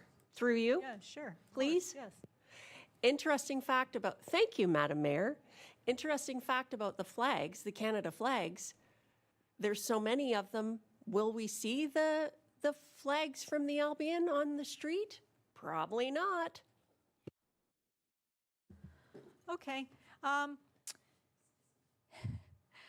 So, did we want to look at I think that the snow is a valid point. I think that we need to have something in there that says they must be removed for the snow clearing season. I think that is important for public safety. So I don't know if maybe October 31st is too early. I mean, we don't see our snow until a little later on. So, pardon? Oh, so we did have a suggestion from the director that said that the motion be amended to add the following, and that the flag signs be subject to removal for winter maintenance. So that means if, you know, staff say you got to bring the signs in, then they have to bring the signs in. So is everybody comfortable with that added? So we do need a seconder to add this to the original motion. Okay, so do we have a seconder for that? Well, you're the mover. Oh, I'm moving. Yeah. Sorry, I'm so confused. I don't know Okay. if I'm moving or going. Okay, that's, so Councillor Morphy, you'll second that amendment to your motion? Okay, so let's see the whole motion if we could. So we need to vote on that amendment. Point of order. Point of order, go ahead.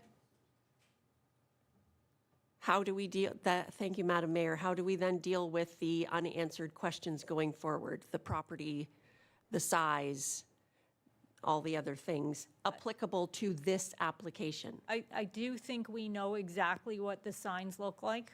I mean, I do. They're flag, like, sort of, they're those sailboat signs, right? I think we all know.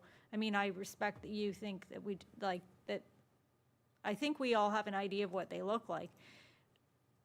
But, and I would suggest by approving this, we are also proving that they are in the location that they already are, whether it's our property or not. So I mean, I understand where you're coming from, Councillor Jorgensen. However, I'm not sure we all know what it is that we're approving. We're asking them to be moved for winter maintenance, and I think that we're covering our bases there.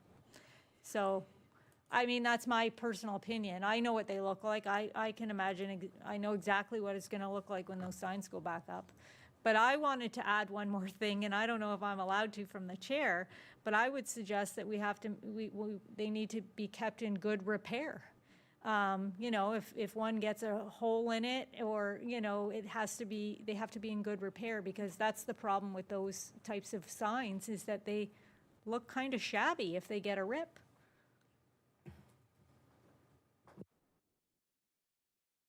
That's just my thought. I'm just putting that out there, if somebody wanted to add that to the motion amendment. If not, that's fine. I'm just giving it that, and that the signs are in good repair, but, okay. But if nobody picks up on that? Okay.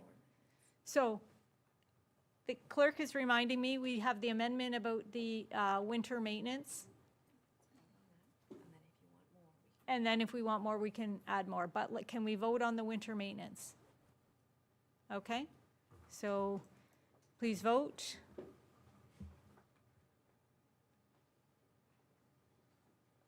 Can you hit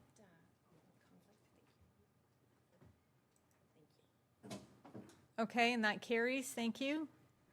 So now can we see what it looks like now, Madam Clerk, please?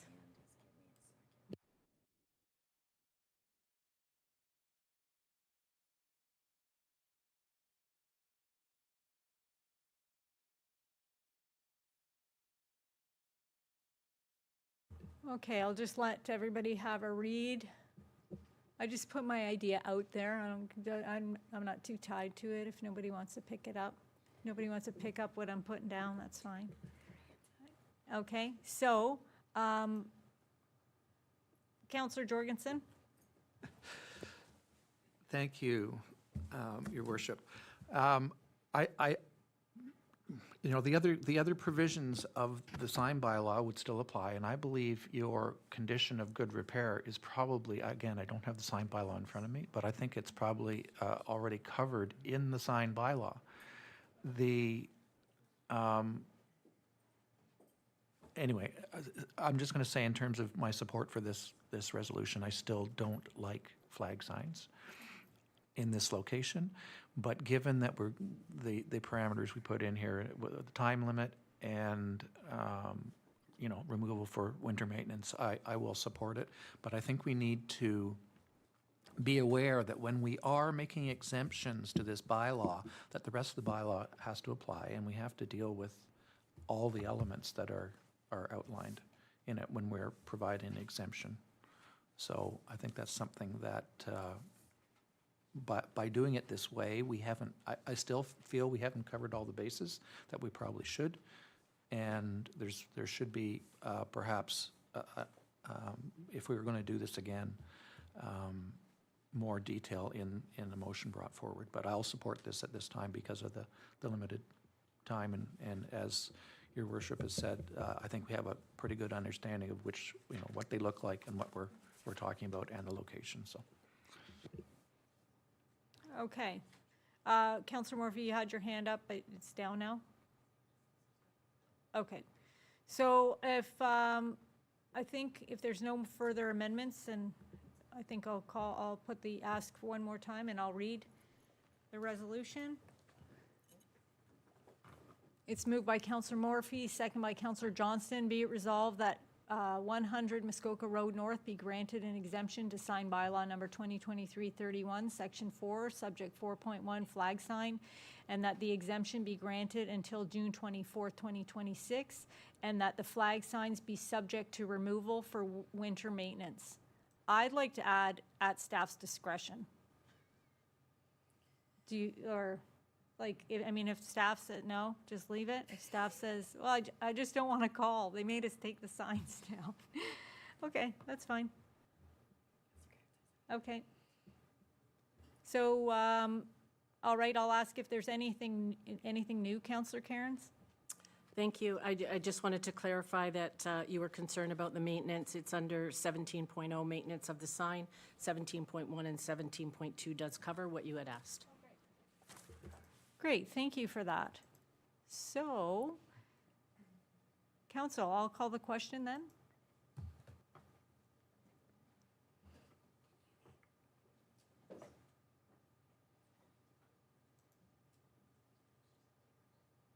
And that carries. Great. So that's, I think, a good compromise, council.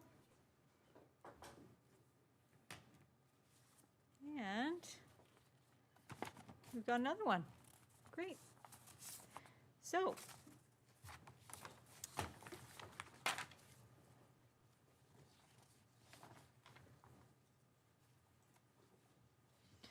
signed bylaw exemption 1901355 Ontario Inc., report number DEV 2025-40. Be resolved that report number DEV 2025-40, RE signed bylaw exemption 1901355 Ontario Inc. be received for information.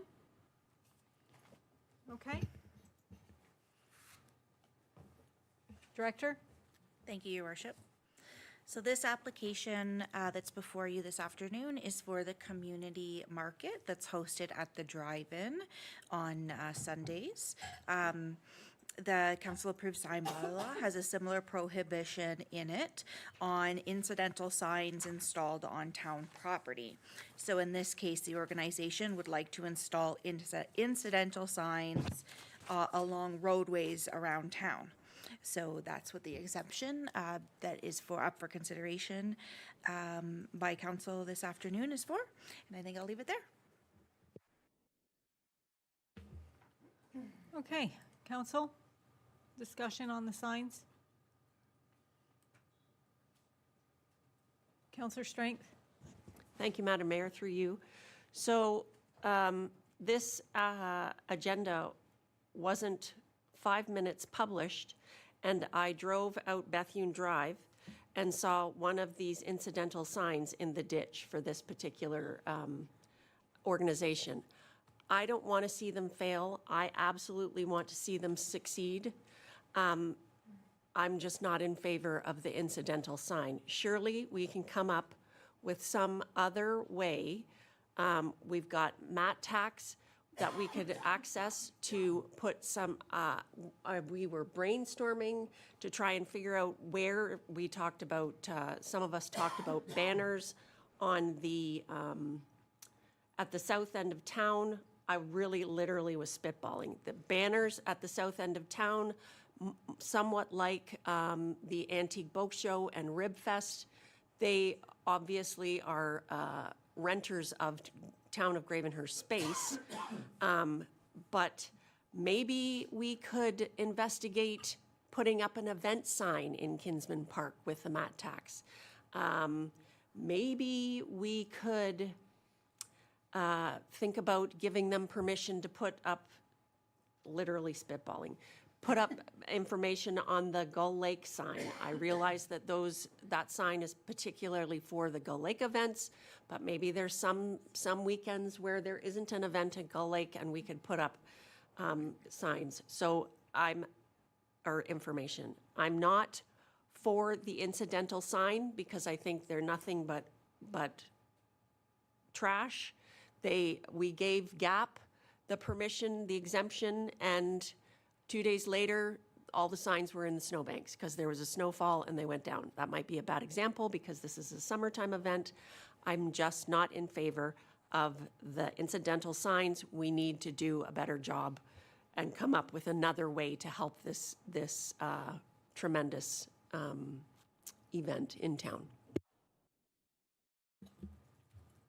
Okay, Councillor Cairns?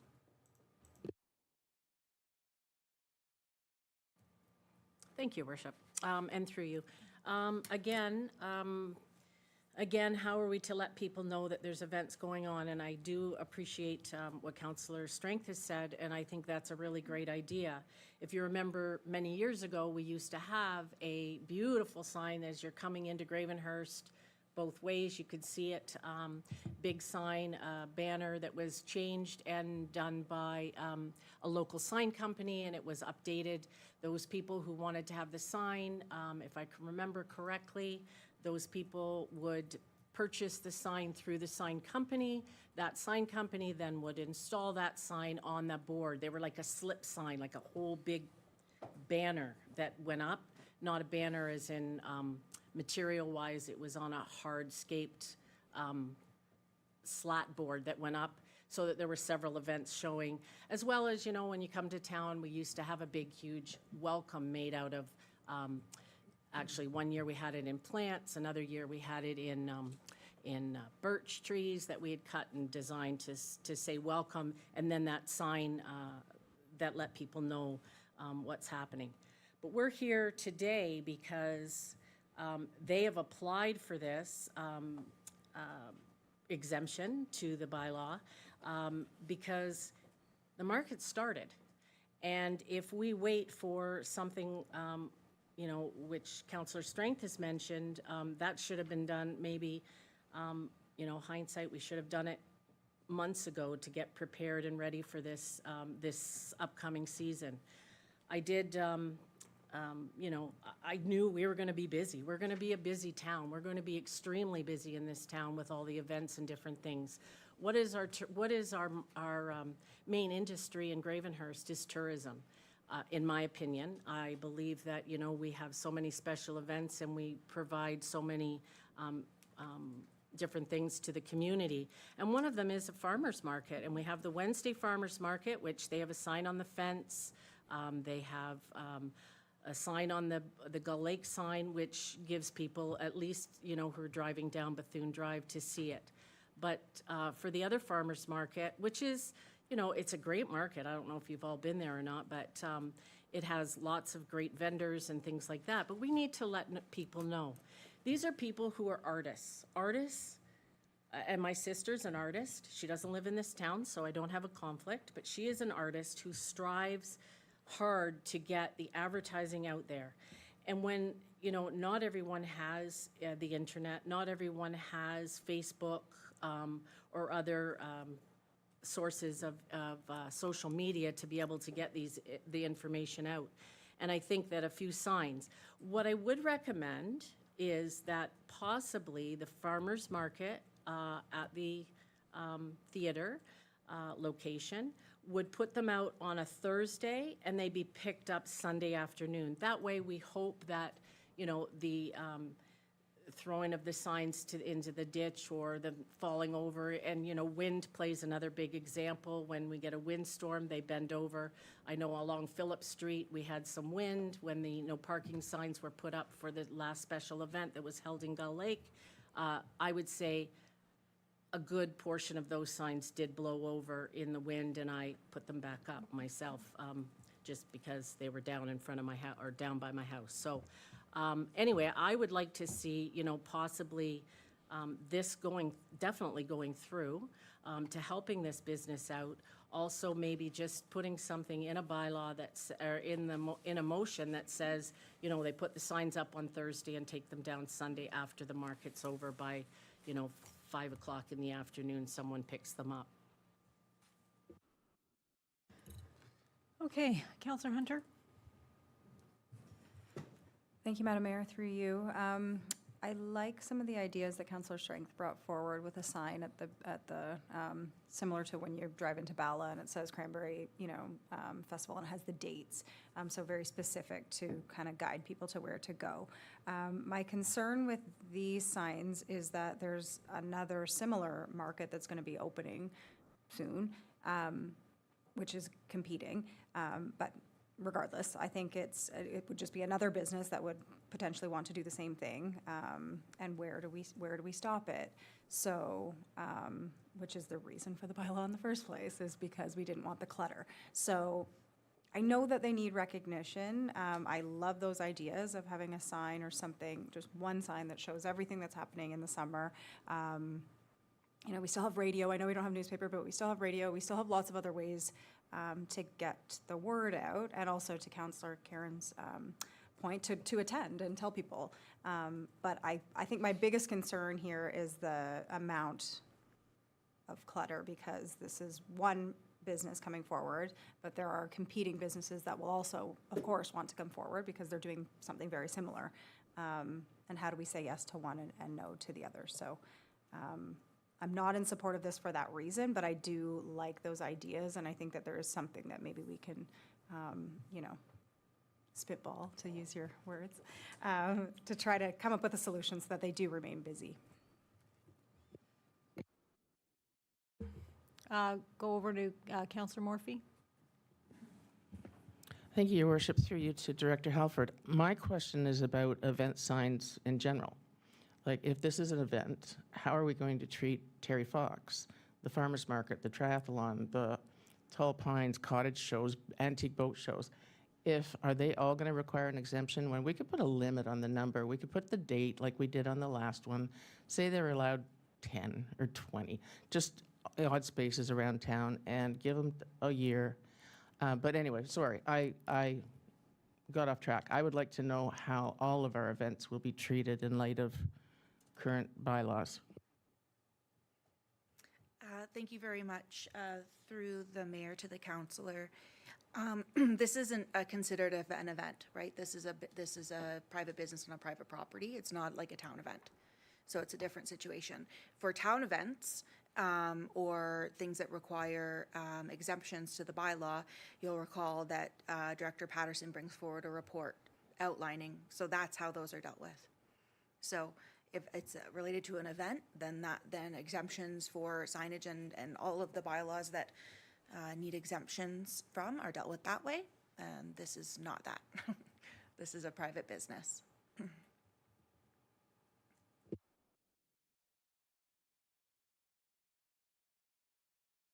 Doesn't work with the microphone. So are others that we build into that Ms. Patterson's report. So is there a possibility of getting this event on that report, or you just don't consider this a town event and it doesn't apply?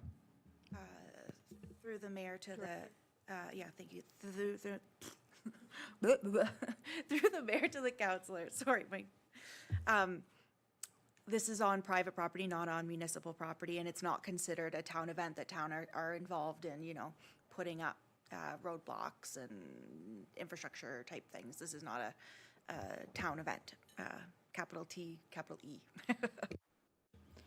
I think most of the ones that we do issue, they come to us with the significant event, and we approve those. I think that's also a difference. Councillor Varney? Thank you, through you, Madam Mayor. Just comment, when the farmer's market was down at the Bay, there were people who put out signs on the main street moving down Bay Street on the morning of the farmer's market, and then they removed them at the end of that day. I mean, is there a possibility that they could do that? Not like the Thursday, which would mean it would be out there for 3 days, but the morning of, which is Sunday morning, to bring attention to it. Or is it possible for us to put, because the farmer's market banner is on the Gull Lake fencing, could we put another banner on, because it's a farmer's market, could we put another banner on the fence at Gull Lake saying Sunday market and say the time and the place? Is that possible? Thank you.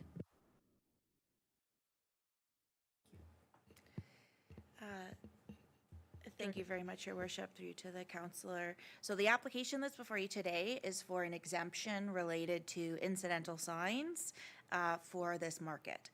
Any other options I'd want to have a look at and have staff take a look at. But the application that's before you today is for incidental signs. I will say that because staff attempt to be proactive as we can be when it comes to, and not just proactive, but also trying to be creative and provide solutions, and are very focused on ensuring that people know that the town is open for business. We have an entire economic development department focused on that. There has been discussion with between a number of divisions about how we can install posts for banners that could change for different events that are happening around town. So this is something that we're already kind of working on as staff as we have time, and amongst everything else that we were intending to bring forward as a possible solution going forward. So, but as it relates to the application today, these are all great ideas, but the application before us today is for a number of incidental signs on municipal road allowances. So, thank you. Councillor Jorgensen? Thank you, Your Worship, through you. I'm just curious, again, we're trying to, we don't have a motion in front of us to permit this at this time or deny it, but again, I don't have a lot of information. How many are we talking? You know, incidental signs are in the bylaw, you know, they are limited to a certain size, so we do have those parameters, but I would be interested in knowing if we, you know, if there's an appetite around the table for this type of a private, it's a private event, really, on municipal property. I'd want to make sure we,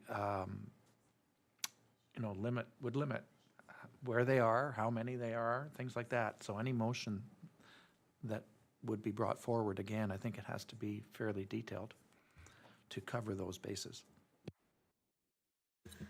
Okay, I'm going to go to, did Councillor Cairns, I'm sorry, I'm going to go on the honor system. Have you already had a chance? Because Councillor Johnston, I just want to give Councillor Johnston a chance if he hasn't spoken to this one yet, okay? Councillor Johnston? Thank you, Your Worship. I'll be brief. Look, I'm not in favor of this at all. A proliferation of wooden signs all over the place. I mean, I agree with Councillor Jorgensen about numbers and so on, but this is an outdated practice. Let's move into the modern age. There have been a number of suggestions about all kinds of ways that this market can let people know. But let's not forget, this is not their first season. They were out there last summer. People know they're out there in the summer. People that come into town know they're there this summer. But my earlier point is, when I was running for election, one of my suggestions was that we erect a digital sign at perhaps the north end into town. To advertise a lot of things like this. I bought a sign like that for my last municipality, did not cost a lot of money, and I could sit at my desk, and when people called in about an event, I could change the sign sitting out at the end of our property, just like that. As Director Halford said, they're working on a number of things. Our staff are doing, as we said in the last example, the last issue, all kinds of things, the toolkit for downtown. So I'm not in favor of this at all. There's a number of things that they can do. We can help them promote this, but having signs, a proliferation of wooden signs that may or may not get down when they're supposed to or get thrown in the ditch, I don't think that's a good image for the town. Thank you. Okay, Councillor Cairns? Thank you, Worship, through you. So, I mean, it's before us because they've come and they've applied for the exemption to the bylaw. And so, again, it's a small business, but it's not just one business. It's many businesses. It's many artisans that are out there struggling with trying to get back on their feet after COVID, trying to get back, you know, doing business again. And yes, they were out there last year, but you know what? They didn't have a lot of attendance. There weren't a lot of signs posted. There were the odd sign here and there. And when they did put the signs in, I understand they bylaw did pick them up because they were in contravention of our bylaw. And so be it. So that's why they came back and they've applied for the exemption. And here we are talking about, I'm going to say there's probably maybe 30 to 40 vendors out there who are counting on us. They're counting on the town of Gravenhurst to support these small businesses, to support them in their work and what they do and what they offer and bring to us in our community. They're trying to bring more people to our community, and we're saying, you know, well, yeah, but, and I 100% agree that the signage, you know, at all four entrances into our community. There was one on Bethune Drive that said, you know, welcome to Gravenhurst, and it gave the different companies and the different businesses, the Lions, the Rotary, things like that.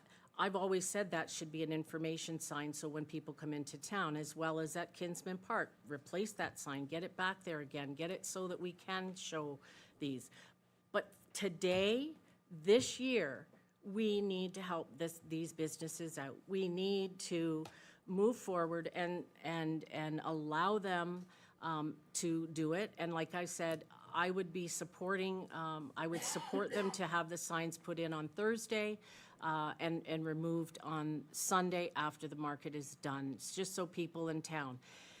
The other thing is that when you put up a sign, like if we're saying you put up a sign today, and the boat show, Antique and Classic Boat Show is in a couple weeks, but I'm up at the cottage this weekend and I say, oh, I remember now, I'm gonna come back next week because the boat show is on, or whatever it might be. So I really think that we really need to work hard, work with these people, try to figure out what the best thing is to do. And here we are, already into summer, and we don't have any answers. They brought forward these asks, and I think we need to support them. So I would be happy to move a motion forward, if at all possible, to ask the clerk to put something forward to say, from Thursday to Sunday, the signs for the market be in place, and picked up Sunday evenings. If I have a seconder or anyone else that So- would support me. Before we go to the Not a second, we motion. have one on the table, right, to receive? To receive for information. Before I go over to Councillor Robinson, I'm sort of feeling the room. I'm not in support of granting this. I am, I think staff have heard us loud and clear that we want to be innovative with some signage and things like that. But, so I'm just letting the group know that I won't be supporting this. So I'm not sure if putting the motion on the table is a good use of our time. But Councillor Robinson, we haven't heard from you, so please go ahead. Thank you, through you. So I have visited the little market, and it's a cute little market. I know that when you visit little towns, the first thing you look around, what's there to do? And if you see a sign, oh, there's a farmer's market, and then you go check it out. So signs are a really good use. I'm not a fan of the incidental signs as well, but how do they promote it? And maybe that's something, the town can brainstorm with them as well as us. But I sit on the fence with Councillor Kieran's idea. I know that they need something. They're going to go through this summer. They had no business last year. It was very, very low, and I think it's because they had no signs out. Nobody knew about them. So I do support them. They're a great addition for Gravenhurst. But I'm looking forward to brainstorming and finding something that we can help them out with. Councillor Jorgensen, we're still talking on receipt of the information? Okay, there's been a lot of discussion on incidental signs, but as part of receiving that report, I'll try and, one thing, I don't want the message to get out that we don't support as a council businesses trying to make ends meet. Of course we do. We have a sign bylaw that allows signs. Incidental signs are permitted on private property, and according to the sign bylaw, that's an avenue they could take. But when I hear, when I hear like a business isn't doing well, it's really not our job around the table to come up with a marketing plan for any individual business. And I can't say that allowing signs to be randomly placed around on road allowances and things like that are going to make that market thrive. I don't know that. You don't know that. None of us know that. So, again, the whole point of our sign bylaw, and I think we were in agreement, we don't want to see incidental signs cluttering the sides of the road. So, although, I think that what we have to, perhaps working through economic development, have, as been suggested, make some allowance for businesses like this to have a venue, whether it be a banner location or some other rotating sign. The problem is with this particular location, it's out of town a bit, right? You're not going to see it at the 4 entrances to town necessarily, things like that. But again, I'd like to reiterate, it's not our job to come up with a marketing plan for any business. And I think this is what the direction that this has been going in. But I would like to encourage businesses to work with our economic development group and come up with plans, see how we can work together to promote these types of things. And again, I don't think that the cure, if you will, for this particular business is allowing these signs indiscriminately on the road allowance, so. So I think I'm going to call the question on the information before us is to, and then if somebody wants to bring forward a motion to exempt them, then we can keep going. But I think right now, we have a motion on the floor to receive the information. We have heard from Councillor Cairns that she would like to see a motion brought forward. If there's a seconder, reading the room, then we'll go from there. So it is moved by Councillor Morphy, second by Councillor Robinson. Be it resolved, the report number DEV 2025-40, RE sign bylaw exemption 1901355 Ontario Inc. be received for information. And please vote.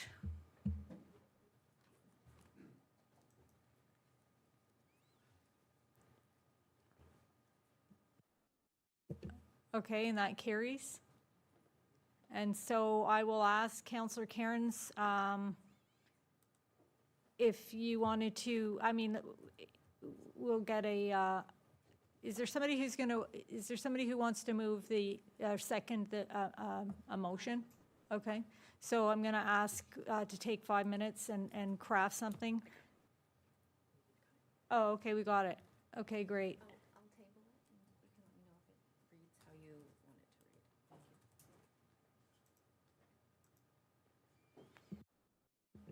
Okay, it's moved by Councillor Cairns, second by Councillor Varney. Be it resolved that 1901355 Ontario Inc. be granted an exemption to sign bylaw number 2023-31, section 4, subsection 4.1, incidental signs, and that the incidental signs be permitted from Thursday until Sunday evening. Indefinitely? Like for this season, or?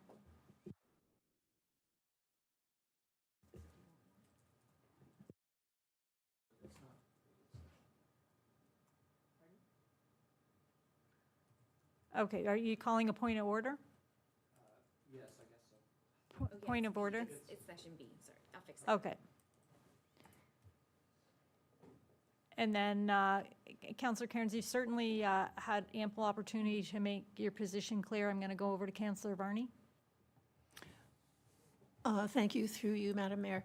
I think that we should perhaps, and I'm referring back to the motion before, is maybe we could put a time limit on it to give the business time to talk with the town as to what their other options could be. So I would be suggesting that they have it, that we allow it for this season. And then in the meantime, they have to talk to Director Halford and her crew and to find something that is more appropriate. But definitely, I will second this motion, but with a time limit of this season only. Okay.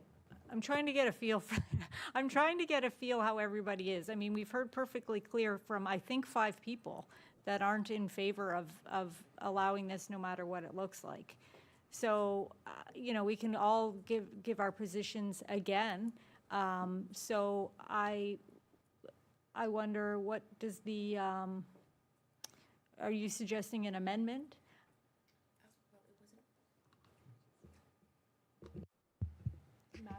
Madam Clerk?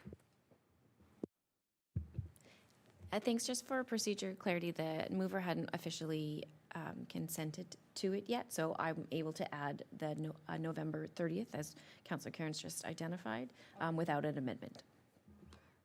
Okay. So, yes, please. Yep. moved by Counselor Karen, second by Counselor Varney. We already, until November 31st, 2025, that's the addition. Okay? Counselor Cairns? Thank you, Your Worship. That is exactly what I was going to say, so it wouldn't have had to gone through this. I was going to say until the end of the year, and then that way then they can work with, but we're at a crunching moment right now, so that is why, I said it would be great to get this done on the table today. But with the clerk, I do agree that November is a good time. Now, I know they'll be finished probably before November at the market, but definitely, I did want to add the clarification of a time limit to this as well. So thank you, Councillor Varney, for saying that about the, but I had intended to do so as well.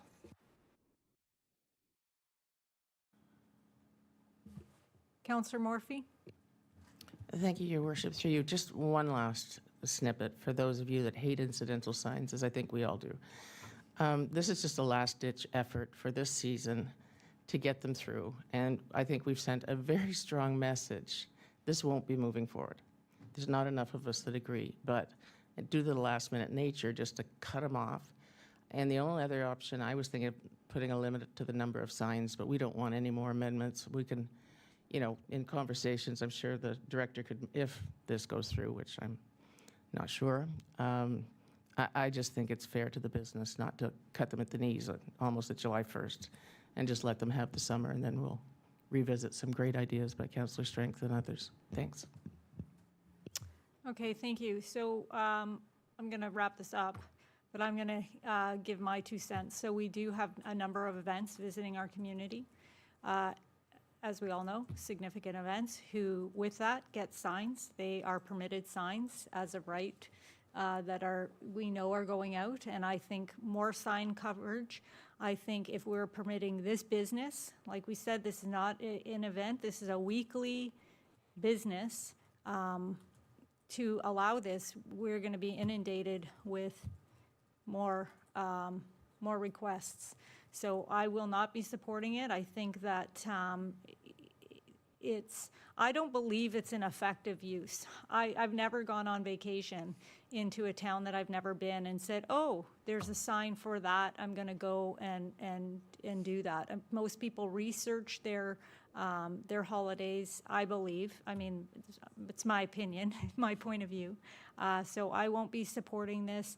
I think, as Councillor Hunter brought up, there's another event space opening shortly in August, from what we understand. And so are they going to be allowed the same? Are they going to be allowed the same opportunity to put signs out? And again, I can't get on board with those signs. I just can't. I really think that is a basic thing that I can't get on board with. So with that, I'm going to call the question. And so let's remember which way we're voting. So this is either to approve. So we're voting in the. If you want the exemption, you vote yes. So if you want the exemption, you vote yes. We're not voting to deny, if that makes sense. Yeah. Oh.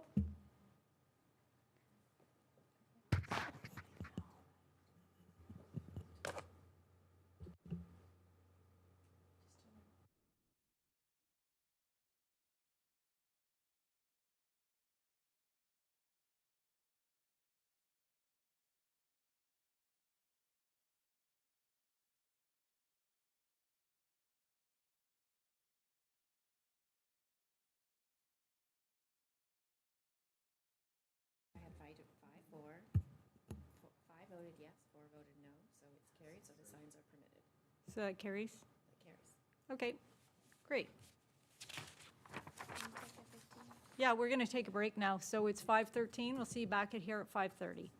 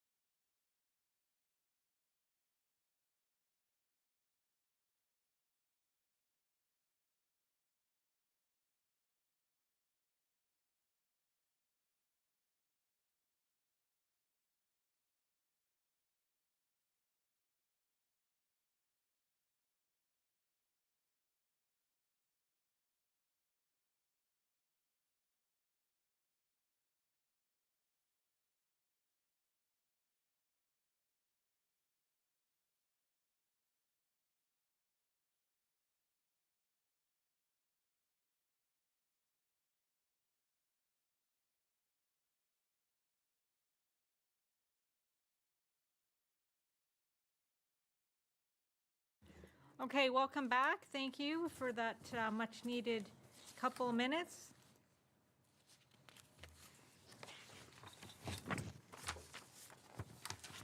Now, a couple of interesting items. It's moved by Councillor Strength, second by Councillor Varney. Be resolved that report number DV 2025-41, RE District of Muskoka Official Plan Amendment number 63, updated growth strategy, be received for information, and that this report be forwarded to the District of Muskoka as the Town of Gravenhurst response to their first request for comment on their proposed official plan amendment. Director? Thank you very much, Your Worship. So as the mayor mentioned, the district is currently reviewing a proposed official plan amendment to their OP, and they're conducting a review of their OP in general, their 5-year review. And the approach to it has been by topic. And so the two that are out for comment right now are OPA 62 on resorts, which we'll talk about in a minute, and then OPA 63, which is regarding the growth strategy. So you will recall that I believe I presented to, or some of you have seen through presentations at District Council, but I think it's also come up on a couple of other occasions, most notably the housing needs assessment, that there was an updated growth strategy conducted by the District of Muskoka that helped inform the development charges bylaw review. So that's where this information is coming from. And in a two-tier planning system, as we have here in Muskoka, the 2024 Provincial Planning Statement designates that upper tiers are responsible for identifying, coordinating, and allocating population, dwelling, and employment projections. So in order to inform that process, there was the work done by Watson and Associates, and the growth strategy update was completed and endorsed by District Council late last year. So the growth strategy update did include a number of policy recommendations aimed at fostering sustainable long-term growth across the district, and many of those recommendations are reflected in this proposed official plan amendment. So as per Section 27 of the Planning Act, area municipal plans must also conform with the district OP. So there are 4, I won't obviously read the whole report. I'm sure you have read it, but there are 4 main recommendations contained in the growth strategy. So these were to update the long-term population, housing, and employment growth projections that are included in the Muskoka official plan. It recommends preparing intensification plans for each of the urban centers at the area municipal level. Provide a broad range of housing options by type and tenure for permanent population increase across all ages and incomes. So both of those matters were identified through our housing needs assessment, and also we had the same recommendation about mix and tenure affordability, encouraging those for affordable households. And last was the review of the employment lands across the district to ensure they align with the new definition of in the PPS. So the new provincial planning statement includes historically, the definition of employment lands has included commercial and retail. They've changed that now, so only the only thing considered employment is like industrial manufacturing, that kind of thing. So some municipalities in Muskoka, not Gravenhurst, but for example, Muskoka Lakes, at one point had identified resorts as employment lands in order to protect it over the long term. So here, employment lands aren't generally manufacturing, industrial uses. We have different types of, the largest portion of our economy is not that type of employment lands. However, the PPS no longer provides the protections for retail and commercial as it had in the past. So that's something we're going to have to look at. The updated growth strategy also identified that based on the projections for employment needs for the community, they're anticipating a deficit of serviced vacant employment lands within Gravenhurst Urban Center, about 33 gross hectares, which is about 81 acres. So that's something that we've known since that strategy was done last year, and staff have been working with the District of Muskoka on making sure that we're ready when we do our official plan review, that will be something that we'll consider to make sure that we have enough serviceable employment lands for the growth that we're anticipating over the coming years. So these matters, once they're in the District of Muskoka official plan, then we will, through our OP review, which will start next year, we will also do a conformity exercise to ensure our plan conforms with theirs and provides, theirs is like the bones of the policy, and ours will provide kind of the meat on the bones in terms of the more detail related to how we want to implement that here at the Gravenhurst level. So that's a summary of the report. I mainly just wanted to draw council's attention to it to get thinking about our OP review, that it's going to be a big project for, it will likely, I'm hoping it won't take more than a year, but it will likely take a little bit longer, but we'll start that next year. And this will be a major component of that that we will be consulting with the public on. So I think I'll leave it there, and I'm happy to answer any questions. Councilor, are there any questions for the director? Councilor Cairns? Thank you, Worship, and through you. Just a question, and it just comes to my mind that, so just for clarity and some clarity for me, so the downtown area, as it relates to growth, we're saying, like, we've designated from one end of Muskoka Road to the other as, and I know more so at the south end, the homes that are there are also identified as not just residential, but they're more so commercial. So will that affect those homes? Will they be able to be used as homes again, or will it only be used as residential? I don't know if you know what I remember you talking about it before, that if you wanted to build or put a business in at the south end of town, it was okay, but now is this saying that homes are okay still? Or how do we intermix? The two are unrelated. Okay. Yeah, no, through the mayor to Councillor Cairns, for the purposes of the provincial planning statement, they've change the definition of employment lands, but that doesn't mean that we can't still protect or encourage the conversion of those kind of transitional areas into more commercial retail spaces. It just means for the purposes of the provincial planning statement, they're not extremely protected, and it takes a rigorous process to downzone those lands, so that they're not really, it's a different matter. We can still identify areas that we want to be, we can set the future that we want to for that area and work towards it still. Mm-hmm. Mm-hmm. Councillor Strength? Thank you, Madam Mayor, through you to the director. So the growth strategy and Watson have done we've discussed the growth strategy, and Watson has done several presentations at the Community and Planning Services committee meetings. And one of the comments that's garnered considerable discussion is the fact that the growth strategy is a goal as opposed to a strategy. What is your professional opinion on that statement? Well,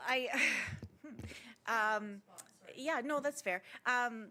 So I tend to, I've worked with Jamie Cook for years now from Watson and Associates, and the first growth strategy I ever worked on was with him at the district. So I understand why we are trying to do this. I think it's an aspirational document based on facts and figures. So it's our best guess so that we can be the most informed and most prepared that we can be for the future.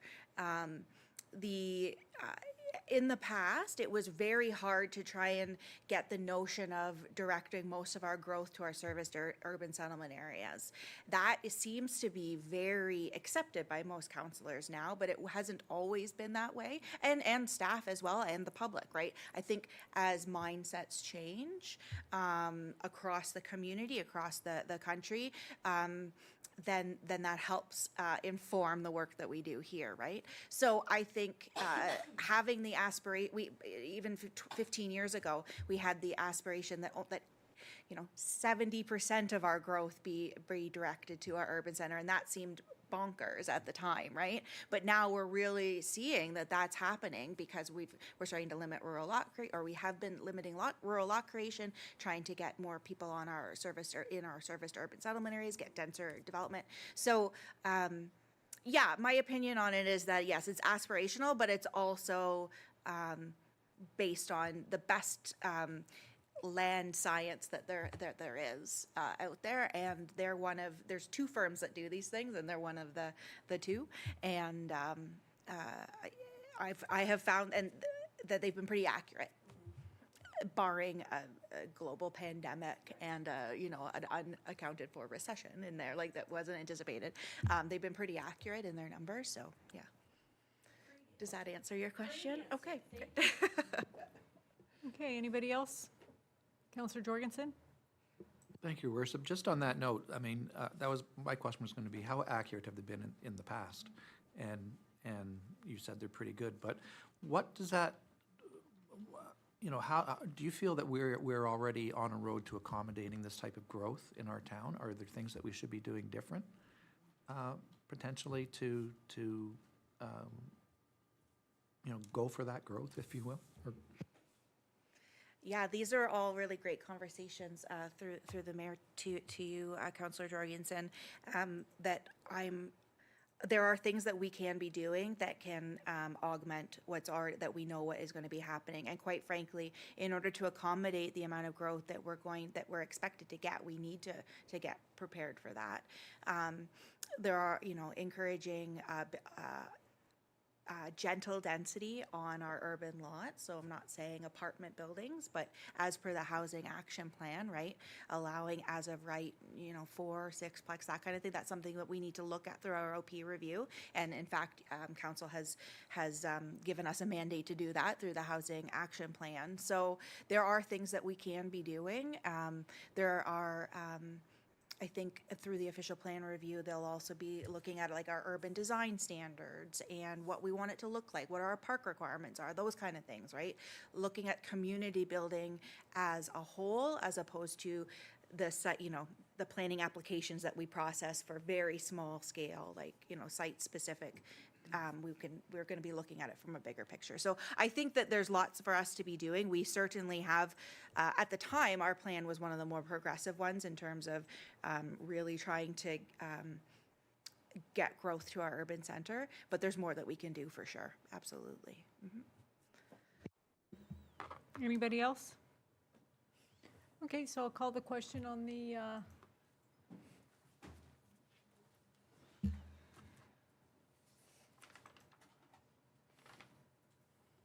and that carries. Thank you.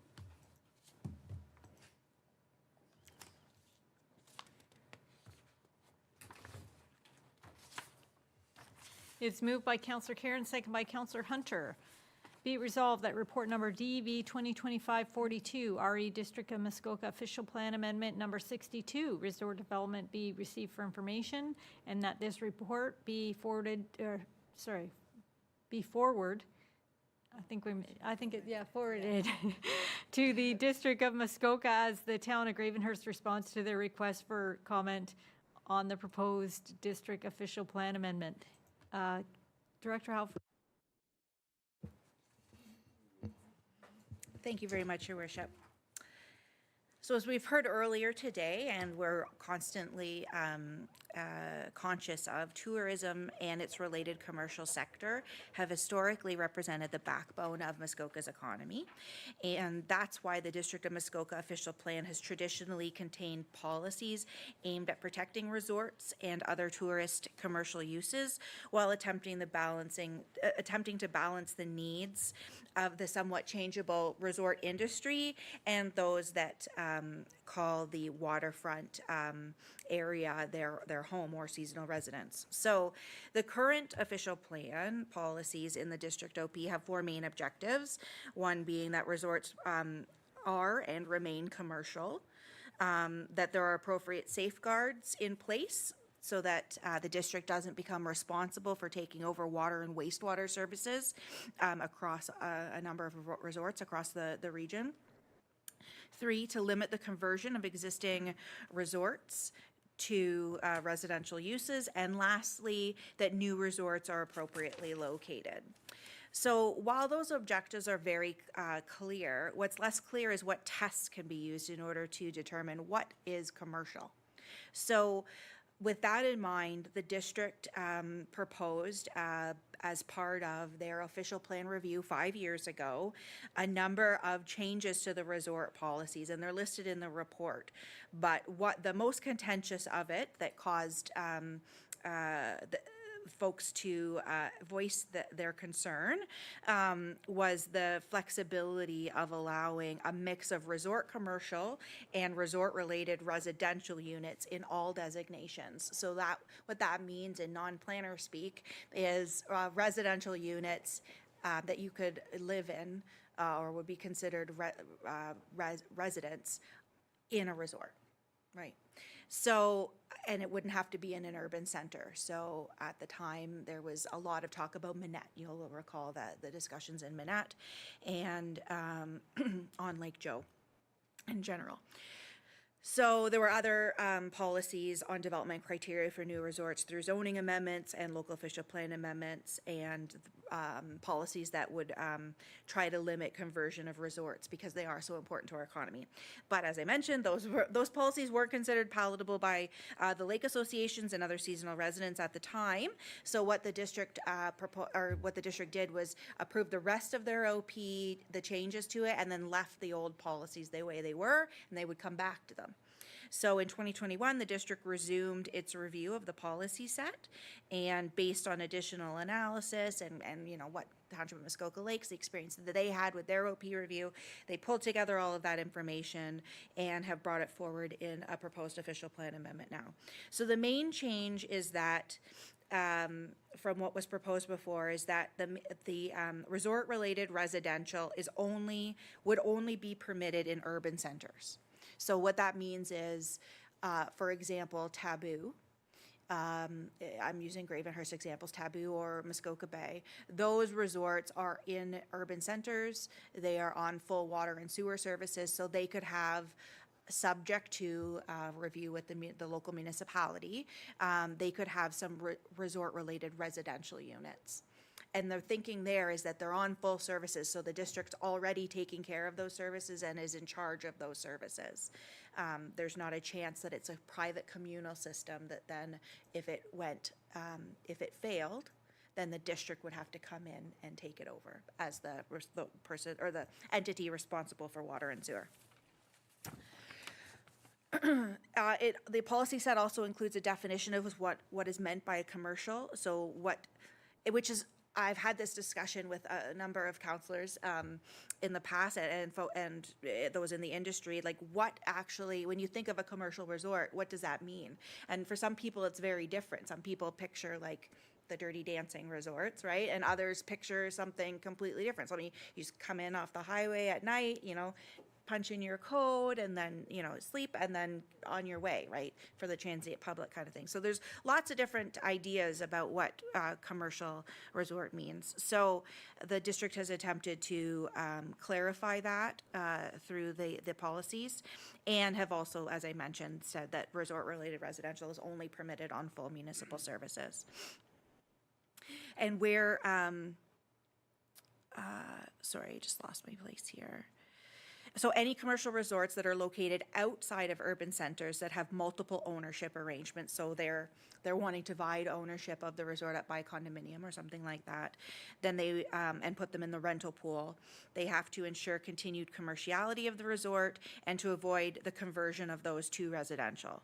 So these multiple ownership resorts must also establish a reserve fund equal to the full cost of the on-site communal services as a contingency in order to ensure that the district does not have to step in to address those concerns. So the thinking being that it's to protect taxpayers from having to, the wider tax base providing services for a very small resort, right? So that is a summary of the proposed policy changes laid out in the report here. And staff have had a number of working groups at a staff level with the district to provide input on the policies. And through that review, there has been an open house, which my understanding is that of all, the only resorts in Gravenhurst that provided comment was Taboo, and I attached them to the staff report, and their concern was around the wording of the policies being ambiguous in their mind about them being allowed resort-related residential. I don't, and I put in the report, I don't share that concern. I think it's pretty clear, but I've made a suggestion in this report that should council agree, that will be your comment as well to the district, that they could potentially just cut one little line out of one of the policies to address the concern. However, even if that doesn't happen, my interpretation and my understanding of district staff's interpretation of the policy is that the site-specific official plan amendment that was put in place years ago for Taboo would stand and would continue to allow resort-related residential on that property. So I think I will leave it. I think I'll leave it there, and I'm happy to answer any questions. Okay, thank you, Director. Usually, I mean, I appreciate that usually you're the support on this, but this seems to be your show tonight. So is there anybody who has any questions for Director Halford? Councillor Morphy? Thank you, Your Worship. Through you. Page 56, under the analysis. It's pretty clear that support commercial resort development and redevelopment in all designations, blah, blah, blah. I don't mean to say it like that, but I don't want to read the rest of the sentence. For retain existing commercial resort properties where possible to support. So my question is, do we have any provisos? We've run across a lot of places that have not been in operation for 50 or 60 years, and yet they have been granted those rights to stay commercial. Is there a time frame that we ever say it's been vacant for this long, it's still commercial, it can be turned into residential? Director? Thank you, Your Worship, through you to the councillor. So a zoning bylaw is law, and there are inherent rights with that zoning bylaw. So if the property is zoned for a resort, then that is what the property is zoned for. Now, if the resort, every situation is different, but if there was a resort that had been operating 50 years ago on a property, but it was zoned residential, and then it hadn't been operating for years, then they don't, the legal non-conforming policies wouldn't apply necessarily, right? Because it had ceased operation. But in a vacant, like a property that's vacant and has been zoned resort, but is still vacant, they have the rights to that unless the municipality took that away by going through a process of rezoning it. Subsequent? Yes, we're right on track. That is my question, but can we ever convert them to residential, or does it always stay? Because sometimes commercial resorts fail because they fail. Nobody can revive it, so they end up sitting there. Do they have to always be zoned? Can they apply for a residential status? Yes, there are, in the proposed policies of the Muskoka official plan, they do have a whole section on conversion of existing commercial resorts. So if a property owner wanted to do that, there's some tests that they have to do. I've seen a number of them, particularly in Huntsville, when I was at the district. A number of properties went through and did analyses and shown that it, in their opinion, it was no longer viable, and then they can convert. So there are processes laid out in the proposed policies or there's a policy set, laid out here of what has to be demonstrated in order for there to be consideration of that. Keeping in mind that we know that we want to make sure that we're supporting the industry, but at the same time not handcuffing, right? Handcuffing somebody into something that's not making any money for them. Okay, anybody else? Okay, so I'll call the question.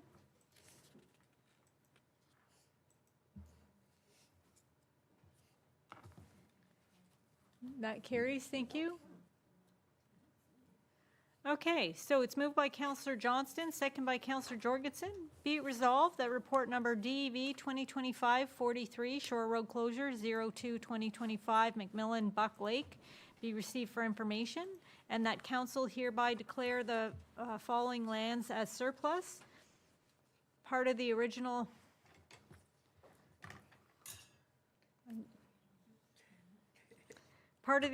Shore Road Allowance, OSR, in front of Lot 28, Concession 13, in the former township of Morrison, now in the town of Gravenhurst, District Municipality of Muskoka, municipally known as 1157 Ratans Road, Buck Lake. Council, are there any questions or comments? Okay. Seeing none, please vote. It's when all the words.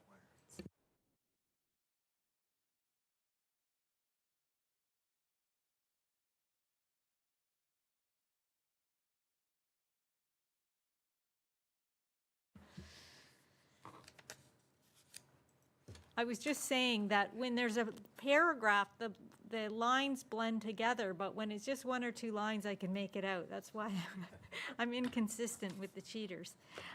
It's moved by Councillor Morphy, second by Councillor Robinson. Be it resolved that report number DEV 2025-44, RETC 01-2025, Muskoka Wi-Fi Inc., 1018 Beaver Ridge Road, be received for information. And that council's support of the application be subject to the condition that Muskoka Wi-Fi does not receive any significant concerns from agencies or members of the public regarding the proposed telecommunications facility. So, did we want to talk to it? I think we all sort of understand what that means. Okay, so, Councillor Jorgensen, you wanted to speak to it? Thank you, Your Worship. Through you, just a question. I mean, I believe in the past, we're not the regulatory body for these towers, so it's really just our opinion in this case, right? It's still Industry Canada, or it used to be, who is the approval body. Is that correct? Okay. Okay. Going back to an earlier conversation, supporting local business is paramount. So, please vote.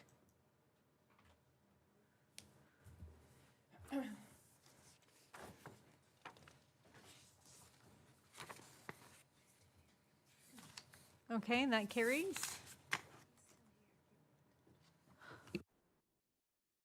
I understand William has been hanging around this whole time online, so yeah, so thanks for sticking it out. We appreciate it, and your motion was supported unanimously, so enjoy your evening.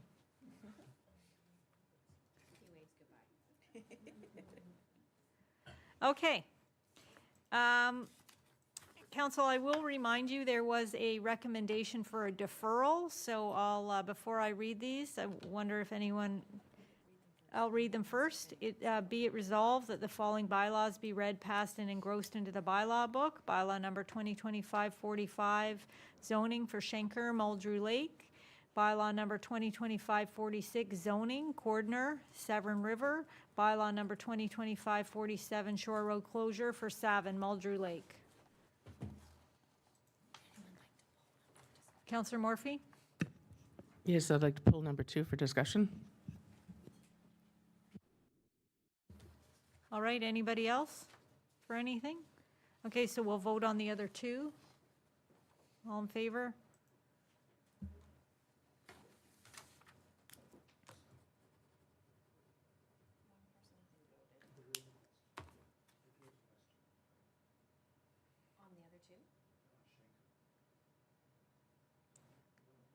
Too late. Okay, ask.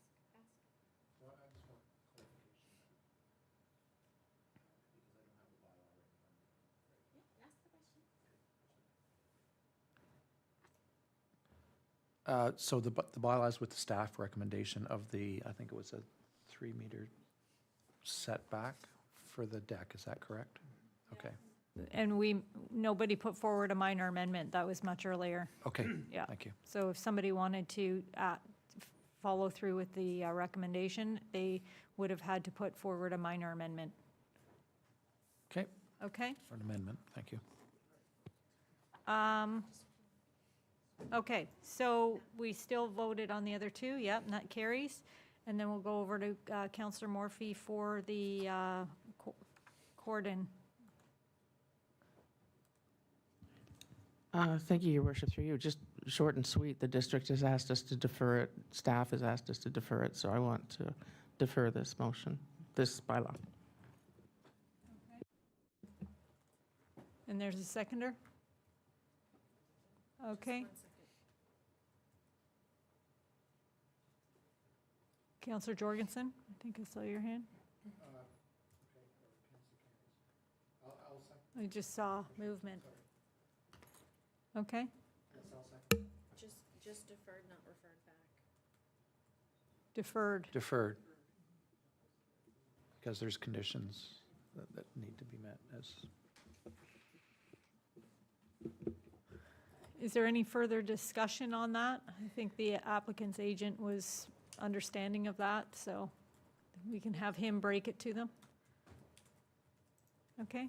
Can you just confirm what yes vote is voting for? So the be it resolved, the zoning bylaw be deferred, so. Okay? All in favor? All in favor?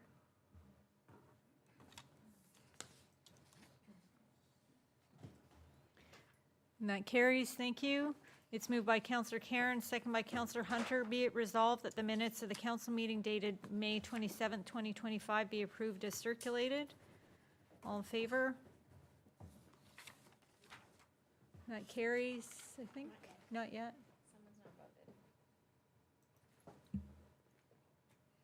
Me. I'm so excited to adjourn. It is moved by Counselor Johnston, second by Counselor Jorgensen. Be it resolved that bylaw number 2025-48 to confirm the council meeting held on June 24th, 2025 be passed. All in favor, please vote.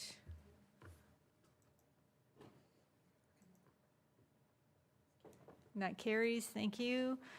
Council, thank you. I know it's been a somewhat long day. Good discussion. Thanks to staff. And with that, it's moved by, I need a motion to adjourn. Counselor Robinson and Counselor Cairns. And please vote.